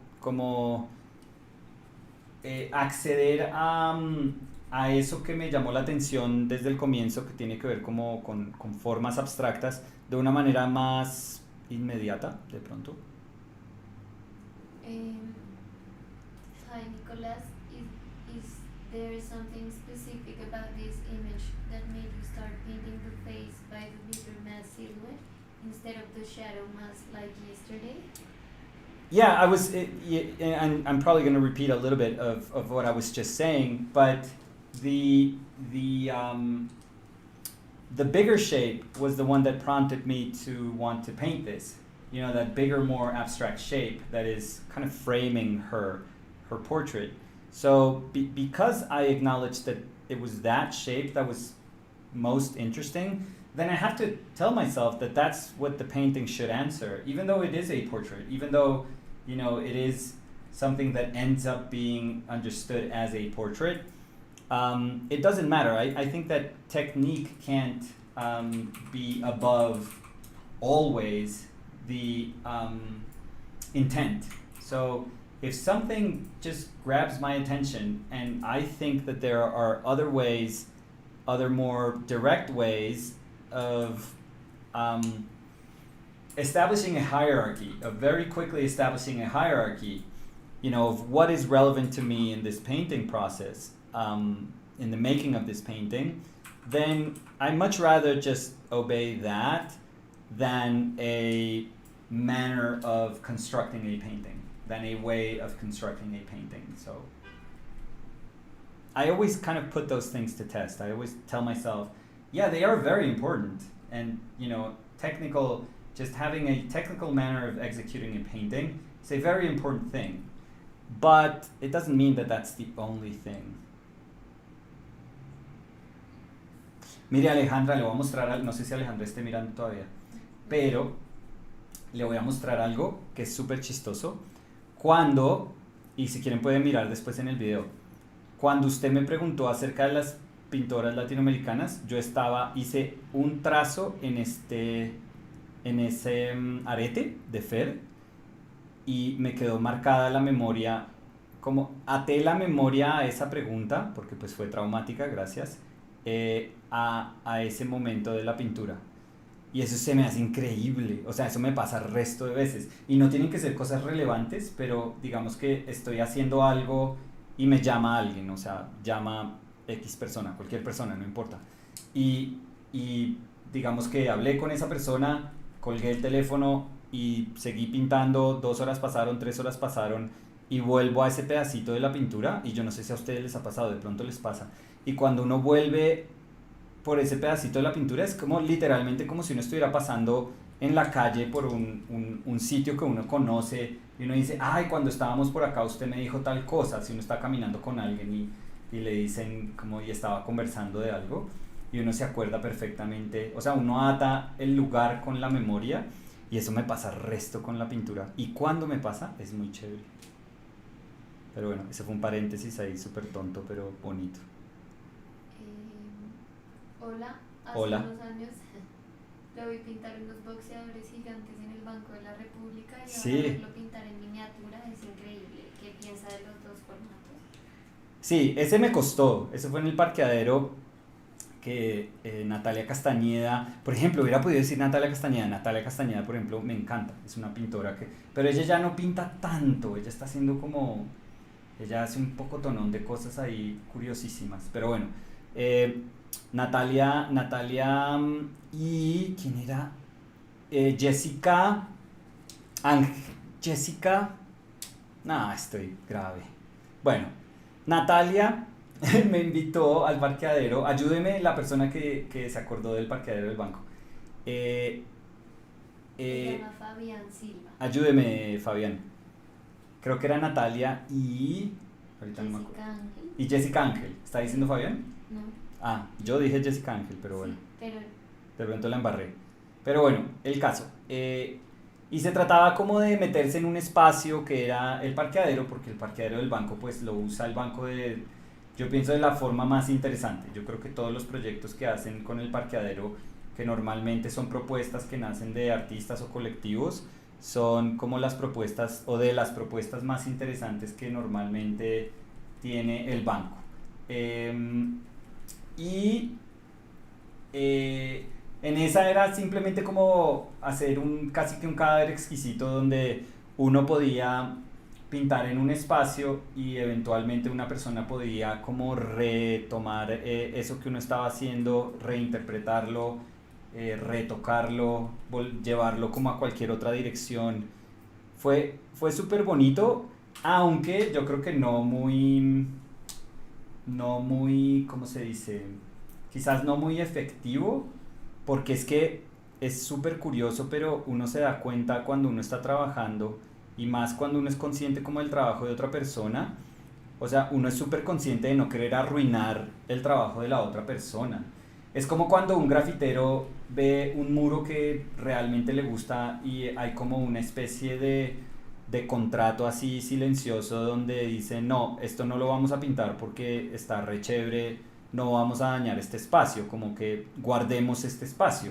Entonces, por ejemplo, la pared, el muro que está pintado debajo del puente de la 116, ahí que pasa por encima de la novena, donde pintó Sterling Hundley con un poco de artistas aquí colombianos jóvenes que le ayudaron. Ese muro no lo han tocado, no lo raya nadie, es impresionante y ese muro lo podría rayar todo el mundo, o sea, pero hay como una especie de acuerdo y no es que haya un policía ahí parado todo el tiempo vigilando y echándole bolillo al que se le acerque con un aerosol, ¿no? O sea, hay como un acuerdo así súper callado que dice, no, esto es chévere, no lo vamos a tocar porque vamos a dañar eso. Entonces yo siempre me he cuestionado esas cosas porque son como, ese espacio, pues sí, es un espacio público, pero tiene como el mismo comportamiento que una pared de un museo. Es como esto quedó tan bien y esto quedó tan chévere que no lo vamos a dañar. O sea, este espacio sí está, o sea, está expuesto a todo lo que le puede pasar a una obra cuando está al aire libre, pero digamos que también está expuesto a la filosofía de un grafitero que puede decir es que este espacio no es de nadie, o sea, el espacio público no le pertenece a nadie y yo podría ir allá y pintar encima de ese muro y pues en esencia como volver nada todo el trabajo que hicieron ellos durante esos días y nadie lo toca, es súper curioso. Entonces ahí uno se da cuenta que por más de que las leyes sean como esas leyes que, no estoy diciendo como las leyes que se manejan en la calle, sino, no, pero por más de que sean como esas normas que más o menos, digámoslo así, existen en el arte urbano, y que no tienen que ver con territorio tampoco, porque es que cuando uno ya se mete con territorio ya se vuelven cosas mucho más densas, pero, pero digamos que si es un espacio que colectivamente se ha entendido como un espacio común y alguien llega a pintar algo re chévere y el colectivo asume eso como una verdad, entonces nadie lo toca. Y entonces eso pasaba, y digamos que ese es como como un instinto ahí rehumano, que es que pues como algo es bonito pues no lo vamos a molestar. Entonces eso pasaba con muchas pinturas. Ellas, Jessica y Sí, es Jessica, sí, Ángel, dijo todo bien. gracias, todo bien. Y Jessica y Natalia querían era que pues nadie, o sea, que nadie sintiera la presión de que estaba arruinando una obra, sino que era más como, no, háganle, o sea, píntenle encima, o sea, que se construya algo a partir de esa unión de esos dos impulsos. Del impulso original que tiene una intención que hace el artista cuando hace el muro, cuando está pintando, como cuando yo pinté esos boxeadores, pero que también sea otro impulso que se le impone y que puede llevar eso como a sitios distintísimos después. Y sabe que yo creo que ese día, o sea, en ese ejercicio pues no hubo tantas cosas tan chéveres que pasaron, o digamos lo más chévere que pasó, porque pues también se puede entender de esa manera, es que la gente nos costaba, porque me incluyo, nos costaba mucho trabajo retomar el esfuerzo que alguien ya había hecho. O sea, uno lo entiende como algo finito, como algo ya acabado. Entonces es re difícil. Yo sé que usted me preguntó por tamaño, por dimensiones, pero pues me fui por otro lado porque me hizo acordar de eso. Eh, pero, pero bueno, no, pintar grande o chiquito me da exactamente lo mismo. Es que esa es la respuesta real de lo que me preguntó, era súper sencilla, si le soy honesto. Me da exactamente lo mismo. Obviamente la manera como la experiencia que se tiene cuando uno socializa una obra de arte pequeña o una obra de arte grandotota, es súper distinta. O sea, la manera como uno como observador va a tener esa experiencia pues es súper, súper distinta. Pero fundamentalmente se me hace lo mismo, se me hace exactamente lo mismo, es solo tener distancia, pero igual es tomar las decisiones, o sea, la toma de decisiones se me hace exactamente igual, si le soy sincero. What would you say is the best way to learn from masters/artists you desire without becoming just a copy of them, especially if you're a student and haven't settled on a particular style yet? When you study those people, and doesn't necessarily mean when you have to copy, when you have to make copies of those artists that you admire, but when you study them, don't just stop on the surface qualities of whatever they do. Just ask yourself why those surface qualities are like a far more complex kind of manifestation of these inner workings of this painting. For example, if you're looking at painting, like, why is this painting manifesting itself like this, in this visual manner? Why did she, this artist that I admire, why did she take, all these amazing choices? Why did she make these choices? And why did she think that those choices were going to be in the benefit of the painting?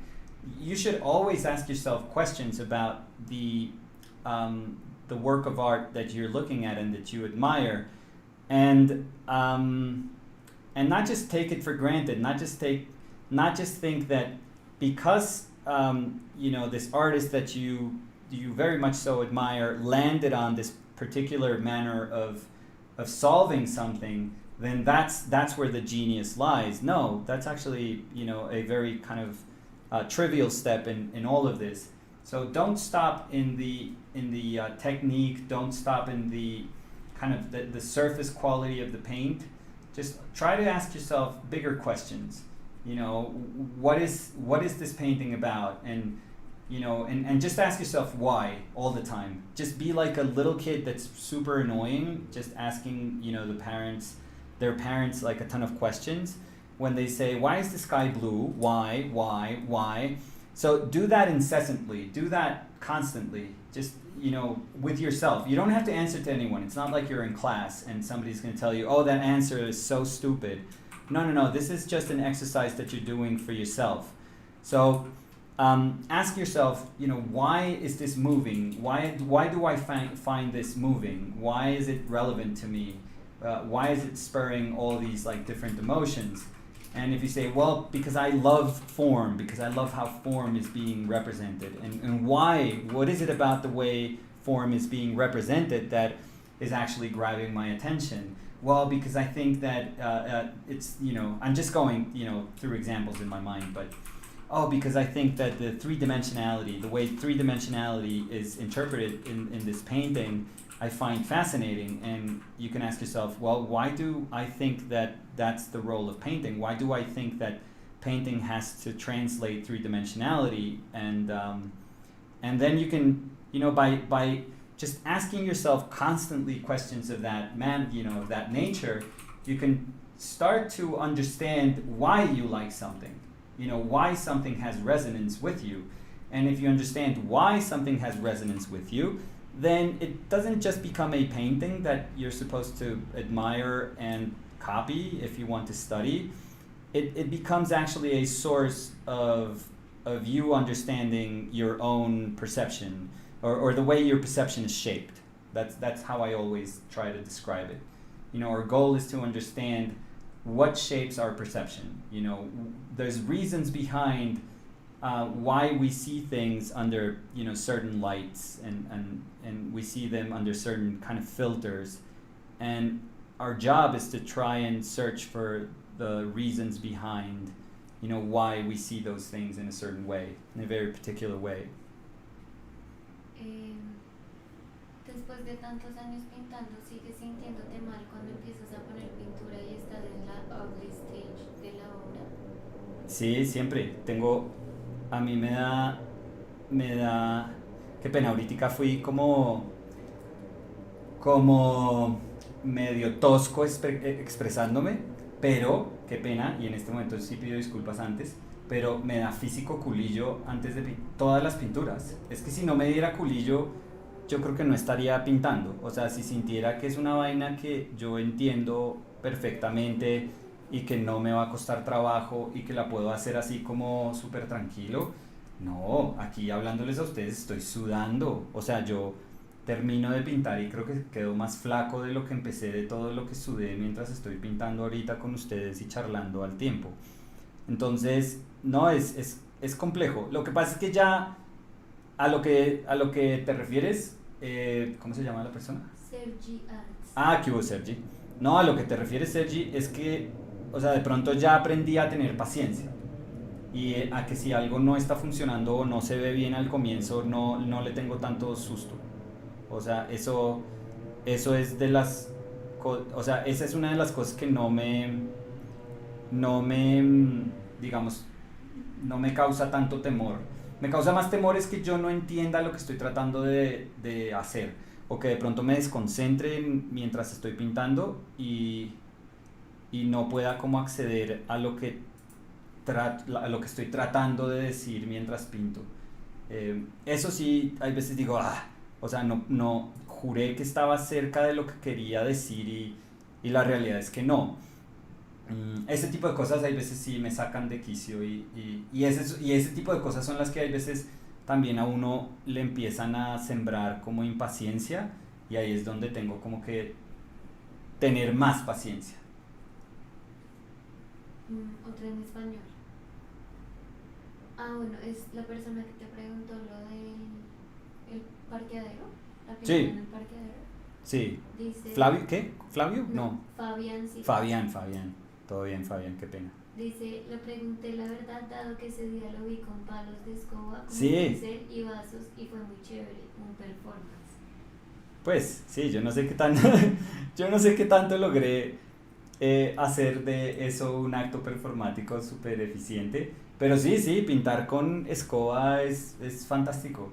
Pues en últimas es un pincel grande y ya. O sea, y es un pincel que en vez de mover la mano, requiere que uno mueva todo el cuerpo. Y si le soy sincero, ahorita mi cuerpo agradecería más que yo usara más del cuerpo para pintar en vez de pintar solo con la muñeca y la mano, porque eso me está trayendo unos dolores así súper hartos. Pero,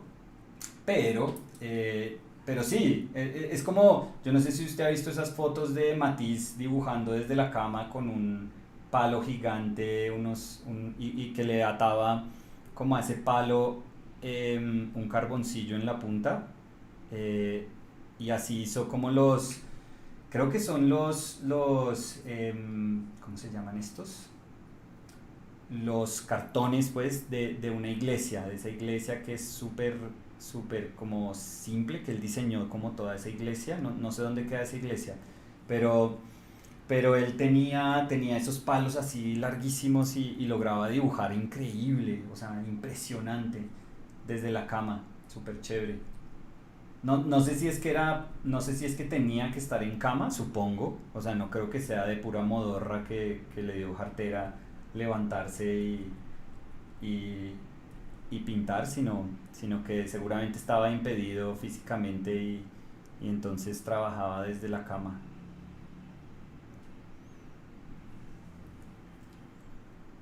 No hay más preguntas. Mm.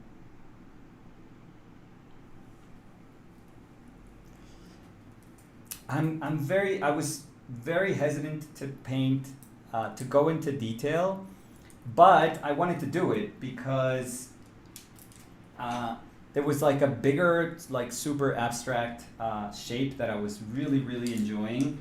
And whenever I like those abstract moments, and I think the same thing happened yesterday, and I guess that's something that's been characterizing a lot of my.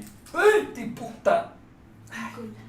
No, es que solté el tubo blanco, me manché el pantalón, puta vida. No. Ya, qué pena, pueden bajar igual no monetizamos nada, nada. O sea, si no lo bajan porque fui grosero, pues, qué pena. Pero, gracias, me manché todo. No, gracias. Ya. Es que miren cómo yo pinto. O sea, soy un idiota. Siempre cojo 15 pinceles en la mano, nunca los pongo al lado. Pero esto ya es mala costumbre, ya esta es la manera como pinto, ya no hay nada que hacer, ya, chao. El caso, bueno. Y ya ni me acuerdo que. Ya ni me acuerdo qué estaba diciendo. Ah, bueno. So, as I was saying, I'm sorry. I just dropped my white on top of my pants. So, I think these pants are gone. Thank you. I don't have painted clothes. I just have clothes that they're just always in bad shape. But I was never able to just understand that I could paint, that I could wear like overalls or just have like, clothes, like really crappy clothes that I could use for painting. My philosophy in life is just that I always have crappy clothes. So, I don't have to think about wearing anything while I'm painting. Or I can paint at any moment, I'm ready to paint. Doesn't matter, I could be in a funeral. I could be in mass. I could be, getting groceries. In a wedding, I'm ready to paint. Perfectly suited to paint. So I dropped my white, and now it's all over my pants. Thank you. But as I was saying, I didn't know if I wanted to just kind of further a lot of the information that I had on the features, because there's something super nice about hinting, information and leaving, open areas, or at least I'm liking it a lot more, nowadays. And I was really digging how that mouth felt when it was super open. But I also don't want to avoid doing something that I know I want to do. So I need to find like a really honest balance between saying, oh, this looks super nice, but also saying, oh, am am I not going there because I'm afraid of ruining it, or am I not going there because it looks really cool and it's helping my painting? And answering that question with honesty, it's actually pretty tough, but it's super important.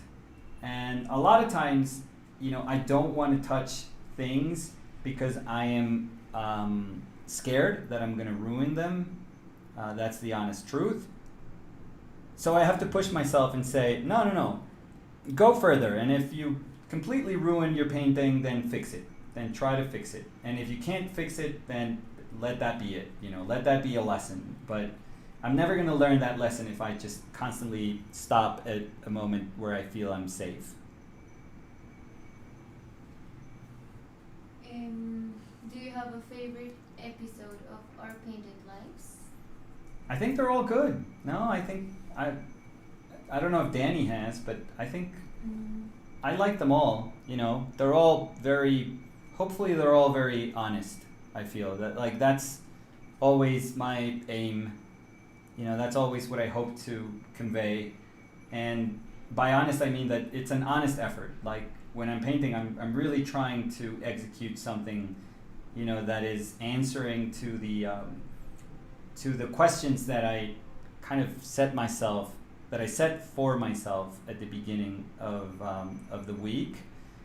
And when it works out, it's awesome. And when it doesn't work out, it's painful. It's a little painful. But I've learned to accept those moments also. And I think the voiceovers really help, in trying to accept those moments also. So I don't just see them as, oh yeah, this was a failure, or I didn't like this painting for this reason, and that's the end of the story. No, it's actually super cool when the painting doesn't necessarily end there, and you can just keep asking yourself questions about it, and keep learning from it. Even if a week has passed and I'm doing like the voiceover. So in that sense, I think I enjoy all of them.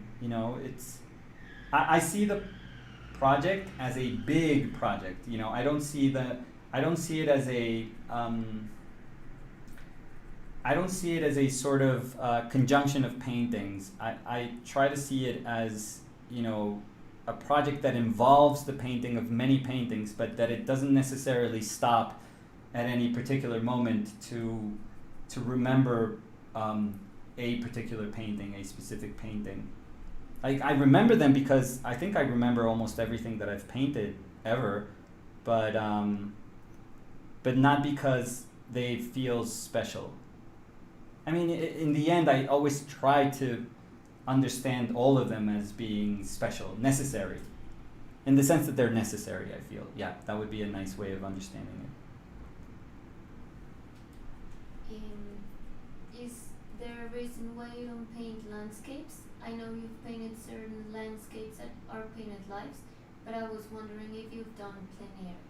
Yeah, I do. I have done plein air. I'm not good at it at all, to be 100% honest.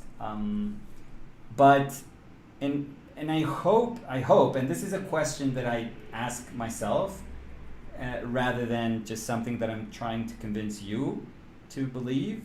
But I hope that I don't do it, that I'm not avoiding it so much that that I'm not avoiding it, but instead that I'm just very interested in what I do paint. And I do love like human nature. So, but that doesn't mean that that I'm not interested or incapable of, even though I know, that's umber. That I know that I'm not good at plein air painting, because I know I'm not good at it. I've done it enough times to know that this is something that I find overwhelming, like insanely overwhelming.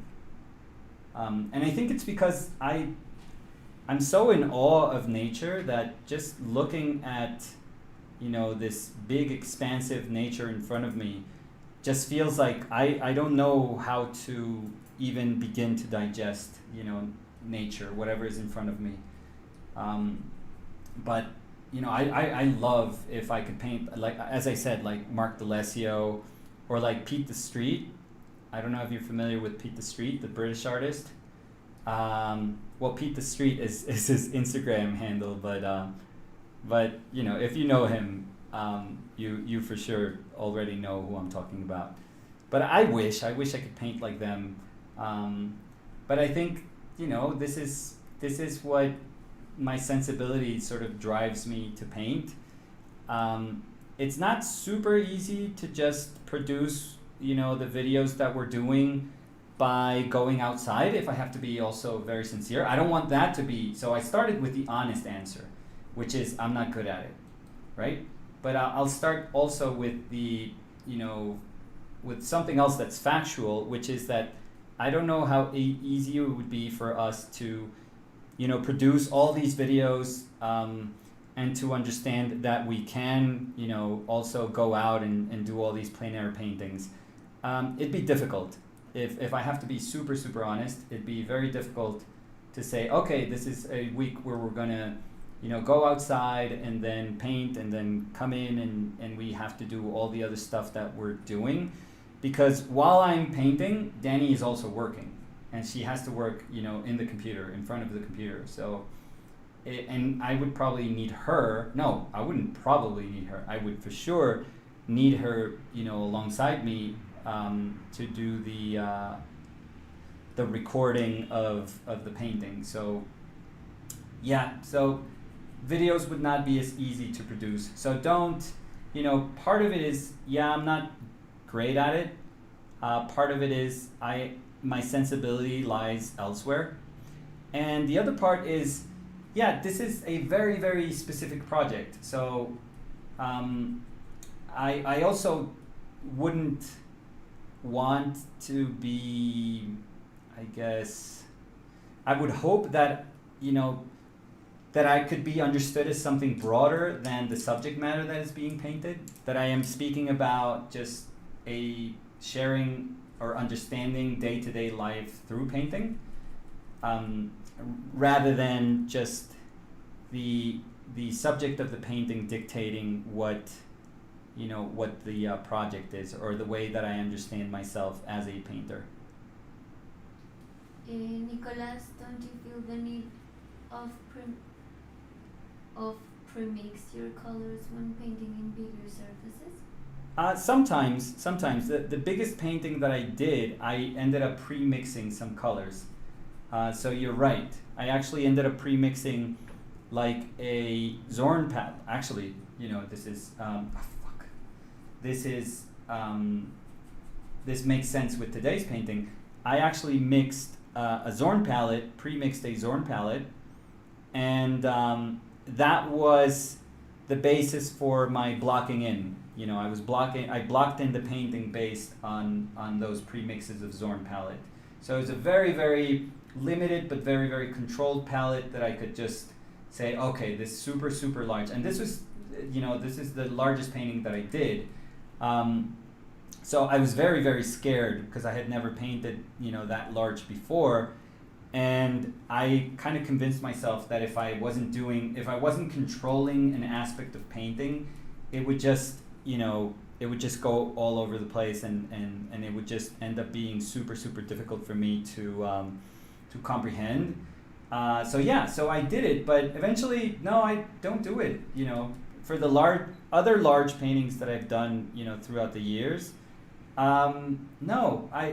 What I tend to do is when I block in a painting, it's always like a grayed down version of what I'm going to paint. So I always tell myself, okay, this is going to be a sort of underpainting where I'm not really, you know, going for the things that I'm going to understand as definitive. And that has helped me a ton to approach that initial, you know, kind of first layer of paint. And then when I have that and I have to attack it and say I have to keep going, you know, and this is my second layer, then the information that I see there, I don't see as precious. I don't understand as permanent or precious. So I can actually be bold and paint over it, or kind of scumble paint over it, and all those kind of grayer hues become midtones, become like undertones for the painting, and they become super useful also. So yeah, that's how I think technically I approach larger paintings, or a lot of my paintings, to tell you the truth. But yes, I've done it, but as a practice, as a regular practice, no, I don't like to pre-mix color. I really don't. It just it goes against the way I understand, you know, color relationships within a painting. There's absolutely nothing wrong with pre-mixing color. It's just that it's harder for me to understand it that way. If I were to do it, I think it's a lot harder for me to understand color relationships. I need all these puddles of paint, all these very unorganized, but hopefully somewhat organic colors of puddles of paint all over my palette to find my way through the painting. Sacando toda humildad, ¿usted es consciente de que es un pintor relevante en este momento histórico? No y no. No. A la persona que estaba preguntándome y que sí, le agradezco mucho las flores, pero no, hay pintores mucho más completos, mucho más integrales, mucho más interesantes que yo, y antes tengo la capacidad de entender que hay muchísima gente mucho más chévere, mucho más interesante, haciendo como cosas mucho más como progresistas con la pintura que lo que yo puedo hacer.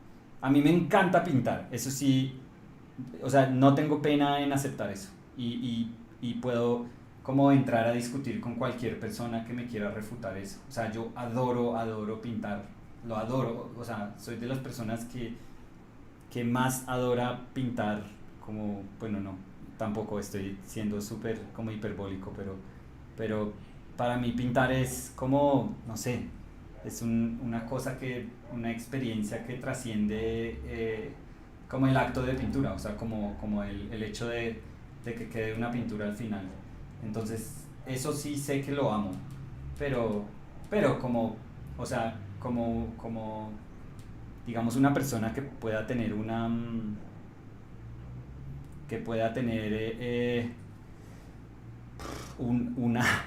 huella en lo que está pasando con la pintura ahorita, no. Yo creo que tengo una familia de gente súper chévere, súper querida, que son ustedes, que son increíbles y que me acompañan como en este proceso, pero no necesito más, honestamente. Así como cuando decía que más allá de una pintura así súper intimista, yo no necesito más, o sea, no me interesa saber más. Y es no como tapándome los oídos y diciendo no más, no quiero más, no, sino que es que me satisface completamente, me satisface por completo. Y yo me conozco, o sea, yo no sufro ni siento que eso es limitante. Antes estoy feliz y lo disfruto el resto. Entonces, sí, no. Pero muchas gracias, muy amable. Pero igual fui profe y le diría no, qué pena con usted, pero no, tiene que tener mejor gusto y tiene que mirar más pintores, porque si siente que yo soy así de chévere es porque no ha mirado suficiente. Entonces le acepto las flores y se las devuelvo con regaño, así, regaño de profesor Canzón. I notice you don't tone your surface before you paint. What are your thoughts on toning?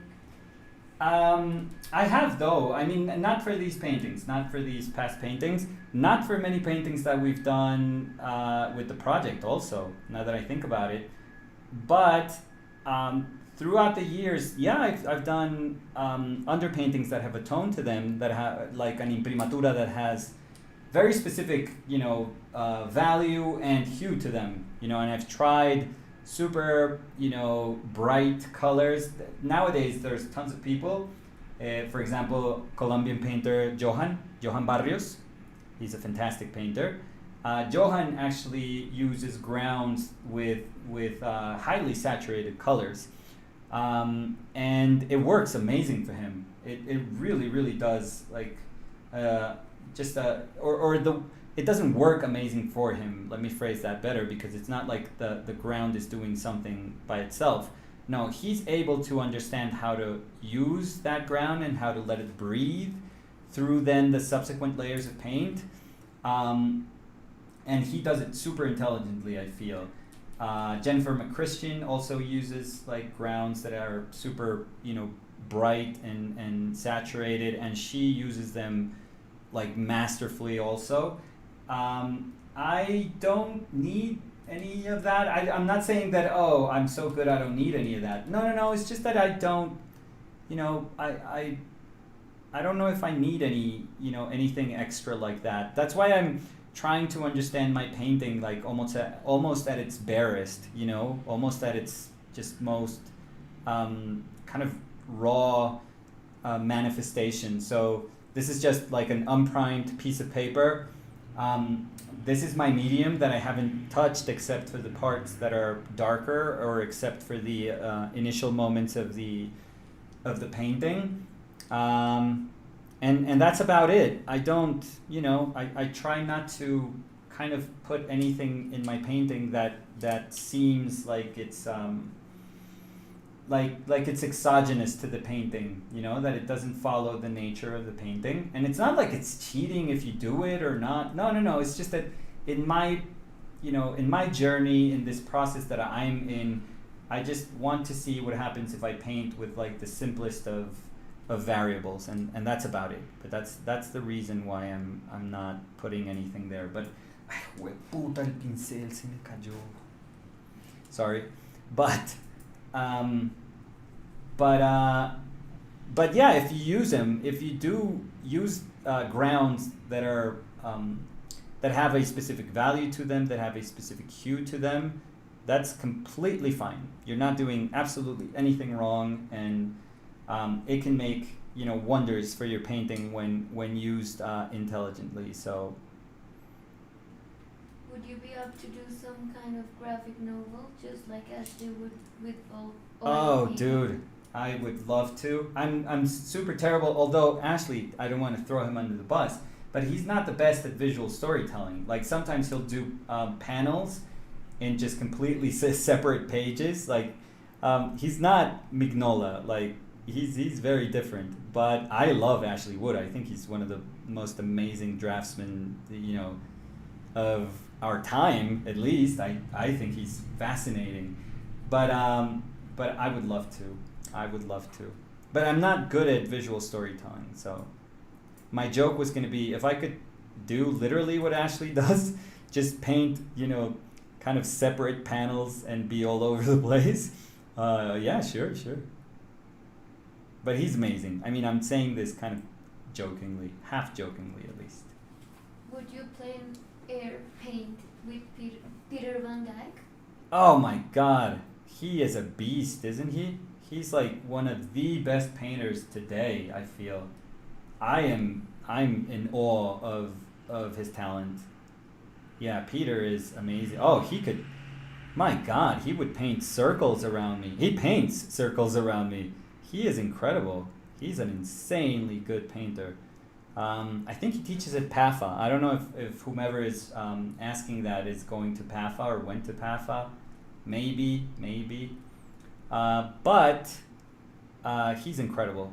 Yeah, I'm certain that the people that have had him as a teacher are blessed. You guys should be very, very grateful, because that is one hell of a painter, honestly. So yeah, no, why paint? I would just look at what he's doing. I would probably start painting and then say, oh, you know what? Fuck this. I'm just gonna look at him paint. Yeah, forget it. What am I doing here? I'm missing the opportunity to paint. So to watch somebody who's insanely talented paint. So yeah, no. Nicolás, ¿firmar o no firmar las pinturas? ¿Y Yo- por qué? Yo no las firmo. Usted sabe que me tocó hacer casi que un manifiesto de por qué no las firmé ahorita que hice una exposición chiquita y se vendieron todas las pinturas y había gente súper molesta porque no había firmado las pinturas. Y entonces tuve, pues, el director de la galería me dijo que si por favor podía mandarle como una razón, explicar una razón por la cual no estaba firmando para que él pudiera expresársela, pues hacer un relevo de esa información a las personas que habían comprado, porque, y esto me importó, esta fue la razón por la que me importó a mí explicarme, pues bueno, no me cuesta trabajo, pero es que hay veces yo digo, bueno, no, porque pues es una decisión y ya. O si uno empieza a explicar todas las cosas que uno no hace, pues uno no va a terminar nunca en la vida. Pero me interesó explicar porque es que había gente que decía, oiga, ¿le importa? Es porque las pinturas que ahora hace son pequeñas y son como cosas rápidas y entonces usted no les ve valor. Y yo dije, no, ¿cómo así? O sea, me dolía mucho y me duele mucho pensar que esa pueda ser la interpretación del por qué no firmo algo, que solo firmo algo cuando siento que es como el producto de un esfuerzo mucho más grande. Entonces yo dije, no, tengo que entonces esmerarme por escribir algo y, y entonces mandé esa especie de cartica, pues le puedo resumir lo que dije ahí, qué pena el preámbulo para explicarle, hubiera podido comenzar desde ahí ya, pero no, dije que toda mi vida, o sea, se me ha hecho como, primero súper incómodo firmar algo, porque es que la firma, o sea, siento que siempre arruina una pintura, o sea, el hecho de que sean un poco de letras que tienen un lenguaje súper específico, más allá de una simple muestra de autoría, pues para mí todo lo que no pertenezca a una pintura no debería estar en una pintura. Por eso incluso a mí nunca me gustó enmarcar imágenes y ahorita, por ejemplo, la gente que compra las pinturas mandamos estas pinturas así sueltas, entonces es como, ay, ¿cómo la enmarco? Y yo siempre, la gente me pregunta, ¿cómo la enmarco? Y yo les digo, pues como quieran, no sé, como literalmente como quieran, pero pues yo concebí la imagen así y yo no la entiendo enmarcada, pero bueno, o sea, todo bien, las personas pueden hacer con eso lo que quieran. Y creo que la firma es también algo que lo veo en ese sentido, como que no debería estar en la imagen. Para mí la imagen ya es suficiente, pero no quiero decir que es mi imagen, o sea, que mi imagen ya habla por mí, como diciendo, no, es que yo, Nicolás Uribe, pinto de una manera tan particular y es tan identificable que es que mi imagen es mi firma. No, a mí eso se me hace súper pedante y pretencioso también. No porque yo tampoco sé cómo pinto yo. O sea, la realidad es que yo he hecho un jurgo de ejercicios con pintura distintísimos durante muchos años, entonces yo tampoco es que pueda definir cómo pinto yo. No firmo es porque no sé, esa noción de autoría como que no me llama la atención. O sea, no me interesa. A mí cada vez que me muestran una pintura que dice como, o que la veo como en internet y dice autor desconocido, siempre me fascina esa idea. Y hay gente que dice, ay, qué tal que sea, no sé, qué tal que esto sea un Da Vinci. Y a uno dice, ¿y qué importa? O sea, y si no es un Da Vinci, ¿qué importa? O sea, es una pintura chévere. Entonces, ¿por qué el que la haya hecho una persona quiere decir que es inmediatamente buena? Entonces, yo peleo mucho contra ese significado que le hemos como impuesto a la firma, o sea, a la noción de autoría. Se me da súper bonito que uno no necesitara de eso cuando está viendo una pintura. O sea, sería súper lindo una exposición de gente que uno no conozca. ¿Y quién es esta persona? Yo no sé por qué está titilando la luz. Sí, creo que se nos va a ir la luz o algo. Está poseída. Sí, creo que algún pintor que firmaba cuadros y que sentía que era súper importante se puso bravísimo en que yo dijera lo que estaba diciendo. Pero no, el caso es que siento que esa noción como de que lo que puede llegar a importar es la firma, pues es una noción que obviamente está construida desde el mercado del arte y desde nociones como de autoría, porque si no, pues nada de eso es importante, honestamente. O sea, podría existir un museo totalmente repleto de cosas que nos son ajenas, totalmente ajenas, y que nos costaría contextualizar. O sea, ¿por qué todo lo tenemos que entender? O sea, ¿por qué todo lo tenemos que entender o todo lo tenemos que saber o creer saber?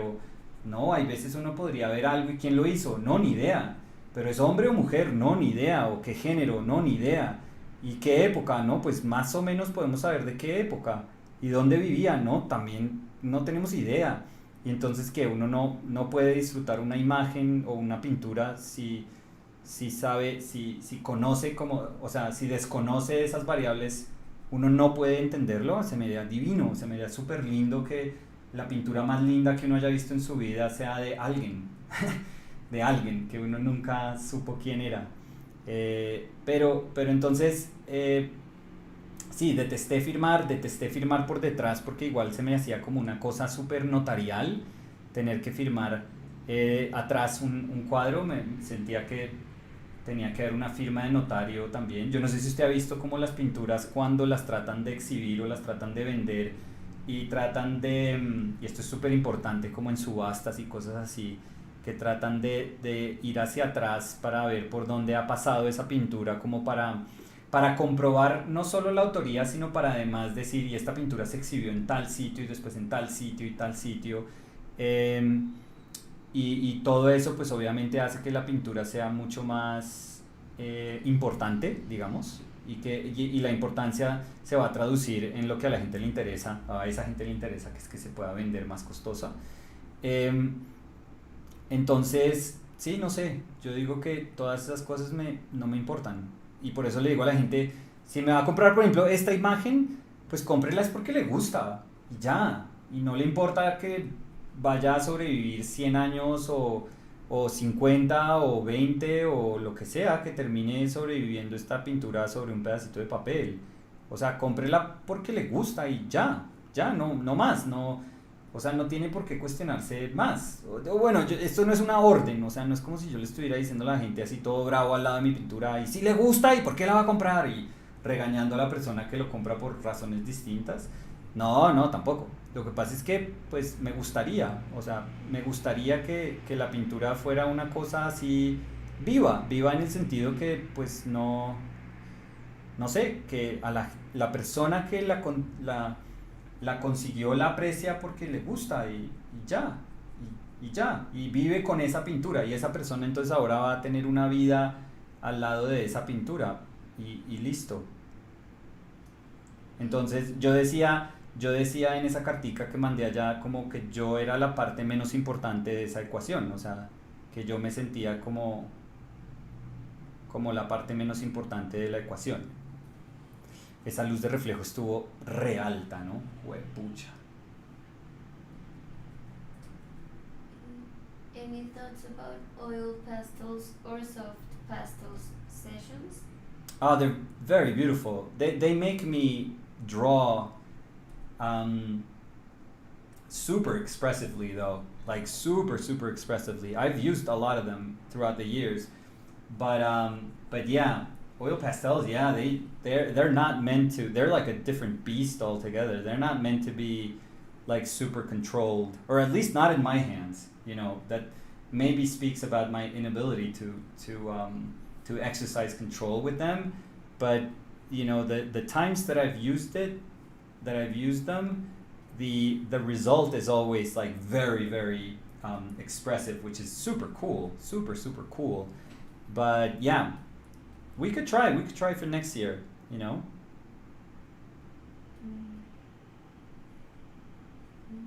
Terminamos. Cuando se acaben los comentarios termino yo. Es que hay comentarios, pero preguntas no hay. ¿Y qué comentan? Este man, ¿qué pitos está haciendo? Por ejemplo, los arquitectos no firman sus obras y la mayoría de ellas pueden considerarse como de autor anónimo. Eso es algo bello. En la música también pasa algo parecido. Sí, debe haber muchísimas piezas de música que uno no tiene idea quién fue el compositor. O sea, estoy hablando desde ignorancia, pero también estoy pensando como con sentido común que debe haber muchísima música que se desconoce exactamente quién fue la persona que la compuso originalmente. Y pues qué más lindo que, o sea, una pieza de música que disfrutan, o sea, generaciones y generaciones y generaciones de personas y no necesariamente tienen que saber ni pagar tributo ni decir, ay sí, esto fue esta genio que compuso esto. No, la manera de gozárselo es seguramente pues gozarse cualquiera que sea esa pieza. A ver, una pregunta. I love your paintings. Just wondering, do you write or journal about your art in addition to your painting? I've been reading a lot of master artists and how they write about their art and such. Not formally. I think that and artist journals are fantastic. The Delacroix journal is incredible. The Paul Klee journal is also really, really nice. Like, I would completely recommend those. So yeah, I think that I try to have consciousness, like a heightened state of consciousness of what I'm doing while I'm working. But I'm not necessarily formally, doing a journal. But in many ways, the way I try to examine what I painted, with these videos, and particularly, I don't know if so much so these live videos, but the ones where I can give myself a little bit of time and just have these voiceovers where I try to answer, to myself, questions about what happened during that painting session, are super important for me. They are sort of a journal, but strictly, if we're speaking about a very traditional way of keeping notes, no, I'll start by saying this. I was scarred, and I still am, by the last book that I put out, because of things that have nothing to do with the production of the book. Because, well, the actual production of the book, like in many stages, and Danny was also part of this, was a nightmare also. We actually printed that book many times because the place that it was that we chose to print it at did a horrible job for some reason. But they had done previously with my other book a fantastic job. So it wasn't like we were expecting a terrible job. But so that was super, super tough to deal with. And right now, it's very hard for me, to conceive making another book. But I would love to. With time, I don't think I'm a writer at all. I really don't consider myself a writer. But I think that if given time, I could find ways to express through writing what I learn about myself, in painting. And I would love to do a project like that has to do with, and that could be accompanied by a lot of the images that we're going to do, that we already did this year and that we're going to do next year. I don't know how many people would be interested in that. I'm not thinking of it as something that could be popular, but that could be really nice for me as a personal project. So, but again, I was, scarred. I was beaten to a pulp by that whole experience, and I lost a lot of money, and it was very hard. It was really, really hard. So contemplating doing a book, would be very difficult for me, honestly, if I'm being super, super honest. Do you paint things, for example, noses, thinking of anatomy, or do you paint shapes, thinking of what you see in terms of light and shadow? I think I can't unlearn what I already know about anatomy, so, it's very difficult. If you have knowledge, that's one of the most difficult things to just put to the side and say, okay, this doesn't matter anymore. And that's good, and that's unfortunate many times, because many times also that knowledge can be hindering. It sounds weird, but if you want to be expressive, knowledge can many times be an obstacle. It can be in your way. So I do have some knowledge. I'm not going to say I have a ton of knowledge, but I do have some knowledge. But it's far more exciting to me to try and understand, more organic shapes in an abstract fashion. I think that is amazing to do, to be able to see them as very, very abstract shapes, and to almost forget their forget their natural, like that they're responding to a natural order of things, that the body has a certain structure and certain mechanics, to try to teach yourself how to not pay attention to those things is actually really, really fascinating. It's something that I find super, super interesting. So yeah, if I can do that, the more I can do that, oh, that's awesome. That's fantastic, I feel.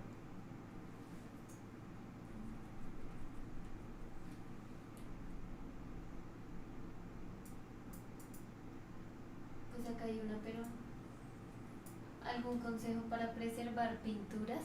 Uy, soy el peor para preguntarle eso. Por eso.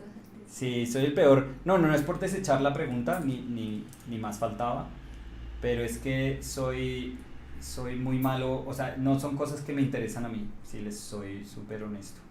O sea, preservarlas, pues no, si quiere, hágalo tradicional, si las quiere barnizar, barnícelas, o sea, espere un tiempo y barnícelas. Yo, por ejemplo, barnizaba no con barnices finales, aunque sí los usé mucho tiempo, pero barnícela con un barniz de retoque. Y ya.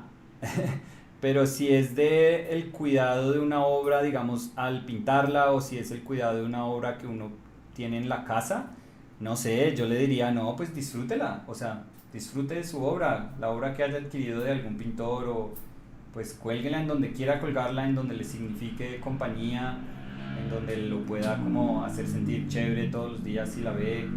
Eso también es muy, muy bonito. Entonces, no importa si le da el sol, no le da el sol, no sé.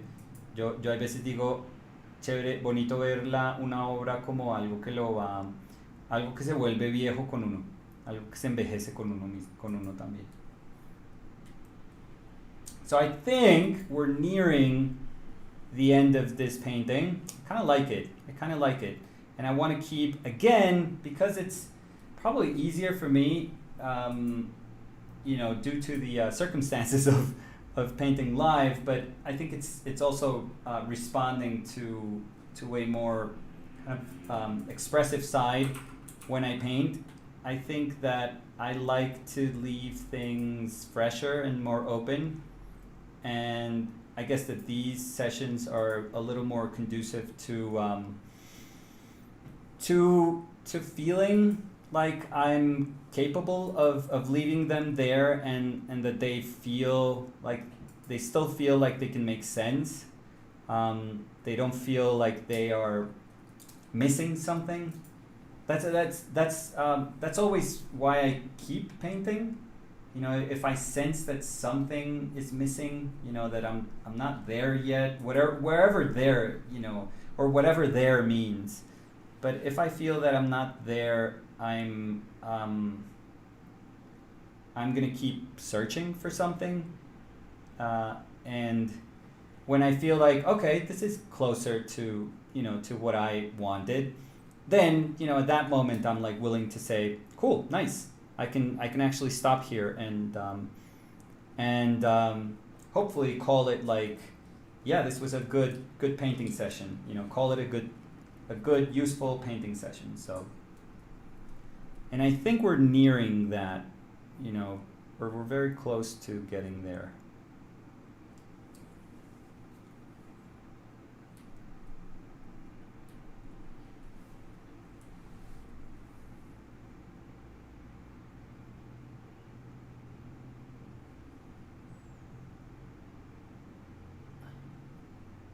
So nice paper. I already feel the texture of the paint that is underneath. Like I can actually work, if I work softly, and that's probably the reason why I use some of these flat synthetics, but if I work softly on top of it, I can actually feel and work on top of the texture that is underneath, which is great. It actually feels like two different sessions of painting. That's amazing. It's pretty amazing. Hay una pregunta, que ¿dónde compras tus materiales en Bogotá? Soy súper como charro con eso. O sea, la mayoría, los pinceles en la Panamericana, por ejemplo. O sea, Los pinceles son cero costosos. Y las pinturas, y pinto con Winton, que por ejemplo este es Winton, el ultramar muchas veces es Winton, o el blanco de titanio puedo usar Winton. Entonces no tiene misterio dónde los consiga. O sea, pueden ir a Giotto o a la Comercial o a la Panamericana o a Fabriano o a Chantrén. Eso hay un montón de sitios donde pueden conseguir cosas que son de pronto más bonitas. Pero normalmente no le pongo misterio como a pinceles. Y si necesito algo raro, lo compro por internet, esa es la verdad. Si necesito algo como súper específico, si siento que de verdad necesito como un color en particular, que por ejemplo pasa con el rojo cadmio, por ejemplo. Si necesito un rojo cadmio bonito, lo pinto, lo compro por internet. Como tengo como una de esos servicios de tener una caja postal y uno lo compra y le llega ya y se lo mandan a uno acá y uno pues paga impuestos. O sea, uno termina pagando lo que le cobrarían a uno por comprarlo acá, que obviamente pues le saldría a uno más costoso, pero por lo menos lo puede comprar. De pronto esa se une con esta que dice, la tienda de materiales Blick es confiable fuera de Estados Unidos. Sí, yo he pedido muchas cosas allá. Sí, perfecto. Sí, tienen precios bajitos, tienen muchas promociones muchas veces, pero yo allá he comprado pinceles, pinturas. Sí, es perfecta. O sea, es una tienda de arte grandísima, que creo que Blick se tragó a una tienda que yo quería mucho, que era Utrecht. Se la comió en Nueva York, que es muy triste, muy triste. Voy a poner un poquito, voy a hacer con un naranja más saturadito acá y terminamos. Do you pay any attention to rules such as having a focal point, using blue to suggest distance, warm shadows, cool highlights, etc.? No. etc. Or is your painting more instinctive? But I don't think that those are the only two options, to be perfectly honest. I think I understand what you're saying, but I don't think that if you're not doing those rules, then your painting is instinctive. I think that what I do is to pay attention to my painting, and I think that based on that is based on the things that are happening here, I make choices. So I wouldn't really call that instinct, to be perfectly honest. I would say that that's just being aware of the decisions that I'm making. And yeah, I don't really, those rules exist, those very specific kind of recipes that you mentioned, they exist because they work. So I'm not going to question any of those things that have been proven to work. But what I would say is that there's also many ways to approach painting that don't answer to any of those things that you expressed, and that you can also find the ability to make a really nice and powerful painting. So I would be very careful, to understand that those are only, certain rules or certain approaches that, yes, they work. It's almost like saying that you have to follow like a golden rule to compose when composing paintings. No, there's so many ways to compose a painting. There's so many compositional devices that don't answer to very very highly specific aesthetic rules, that they answer more to intent.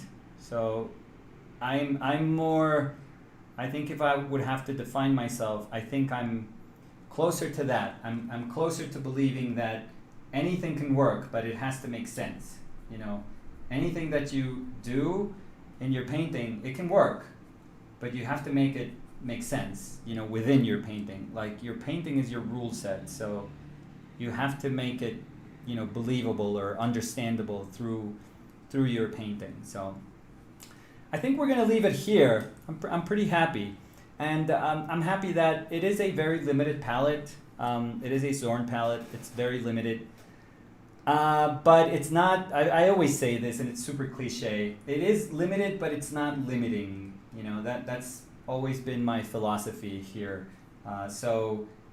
I'm happy that nothing in this painting is telling me, oh, I wish, you know, this area would have been more saturated, or I wish we would have had more hues to this. No, I think that there are, well, I didn't take a lot of advantage of the greener side of the palette. I think I took advantage of the yellower side, the bluer side. There's some nice kind of reddish accents there. Yeah, I didn't do much with the green, but I wasn't going to try to push greens, although there's transitional kind of green, earthy midtones here that are very nice, but I didn't push my greens just for the sake of pushing them. But I really like when you can evidence the possibilities that are in a palette instead of its limitations. So, and I think that that's super, super important when, at least for me, when I do a painting with a limited palette, with a Zorn palette, you know, this palette today in particular. So I'm happy. I'm very happy about feeling that the painting can speak about those things. So yeah. So thank you guys for hanging out. This is going to be it for today. Remember, if you like this painting, in a couple of minutes, maybe, about half an hour, I'm going to post it in our webpage. It's ourpaintedlives.com. And, you know, through that support is how we work. You know, that's how we keep, you know, going, and that's how we've kept going throughout this year. You guys have been amazingly generous with all of our efforts, and we are super, super grateful. So if you like it, you can go there and buy it. They're always going to be the same price. You just have to pay for that and shipping, because shipping from Bogota is just absurdly expensive, international shipping. And this is super cool that starting this month, starting December, we started giveaways, very specific giveaways. And if you buy this painting, you will have a chance, you know, the people... está abajito, en la parte de abajo, pero está fresca. Sí. You will have a chance to be... Sí, está, o sea, arriba de esa. You will have a chance to get this painting that I'm working on. You know, this one will be raffled among the people that support us, that buy the paintings. And this one is being raffled to the people that donate $20 or more. So, you know, so it's you'll have a nice chance of getting those paintings. Again, the coolest thing is, and that was me doing the business part of it, but the coolest thing is you don't have to buy the painting, you don't have to, you know, give us a like or follow our channel. You don't have to do any of that. The channel has a very kind of clear vision that I think both Danny and I share, that, you know, it's really about the sharing of information and the accessibility of information, and hopefully you can find some of the information that we give here useful. You will find, you know, some information useful. I always say that, you know, if in one of the videos just one person, you know, finds it useful, then our job is done. Then we did a good job, and I'm happy. You know, it doesn't have to be. It's not measured. It's not measured by likes or, you know, or how, you know, algorithms measure success, like with social media. No, we just feel that this is what we do, and we want to make it accessible for anyone. There's no paywalls. Like, the videos are always free. You can access them. You'll always be able to access them. So obviously the people that do support us and do pay for the paintings, they're the ones that we should all be very grateful for, because without them, Danny and I would have a very hard time making more of these paintings. But I always tell Danny, even if we don't sell a particular painting, we have to keep going. That's what the project is about. So if you like it and if you want to buy it, then it's right there in the webpage, and it'll give you a chance to maybe win that other painting. And we're going to do that throughout next year too. So there's raffles and giveaways everywhere, and hopefully that's just a nice way of saying thank you to all the people that accompany us throughout this project, and that have been insanely generous with us throughout this year. So hopefully today's session was a good one. It was very cool for me. I think this was very important. This super big gesture, big abstract gesture was really, really important.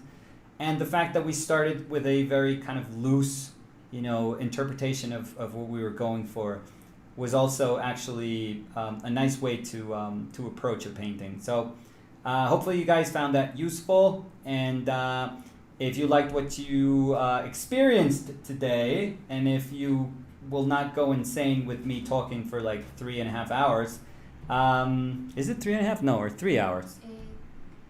¿Cuánto llevamos? Oh no! Oh dude, we did amazing today. So if you don't mind me speaking for 3 hours, then this is an invitation that we see each other again tomorrow. Remember, this whole week is Live Painting Week. So if you guys, are painting, you can paint alongside us. If you guys just want to take a break, you can take a break while watching us, work. Or if you want to paint alongside us, then that's super awesome also. So I'll see you guys tomorrow. Thank you. Bye.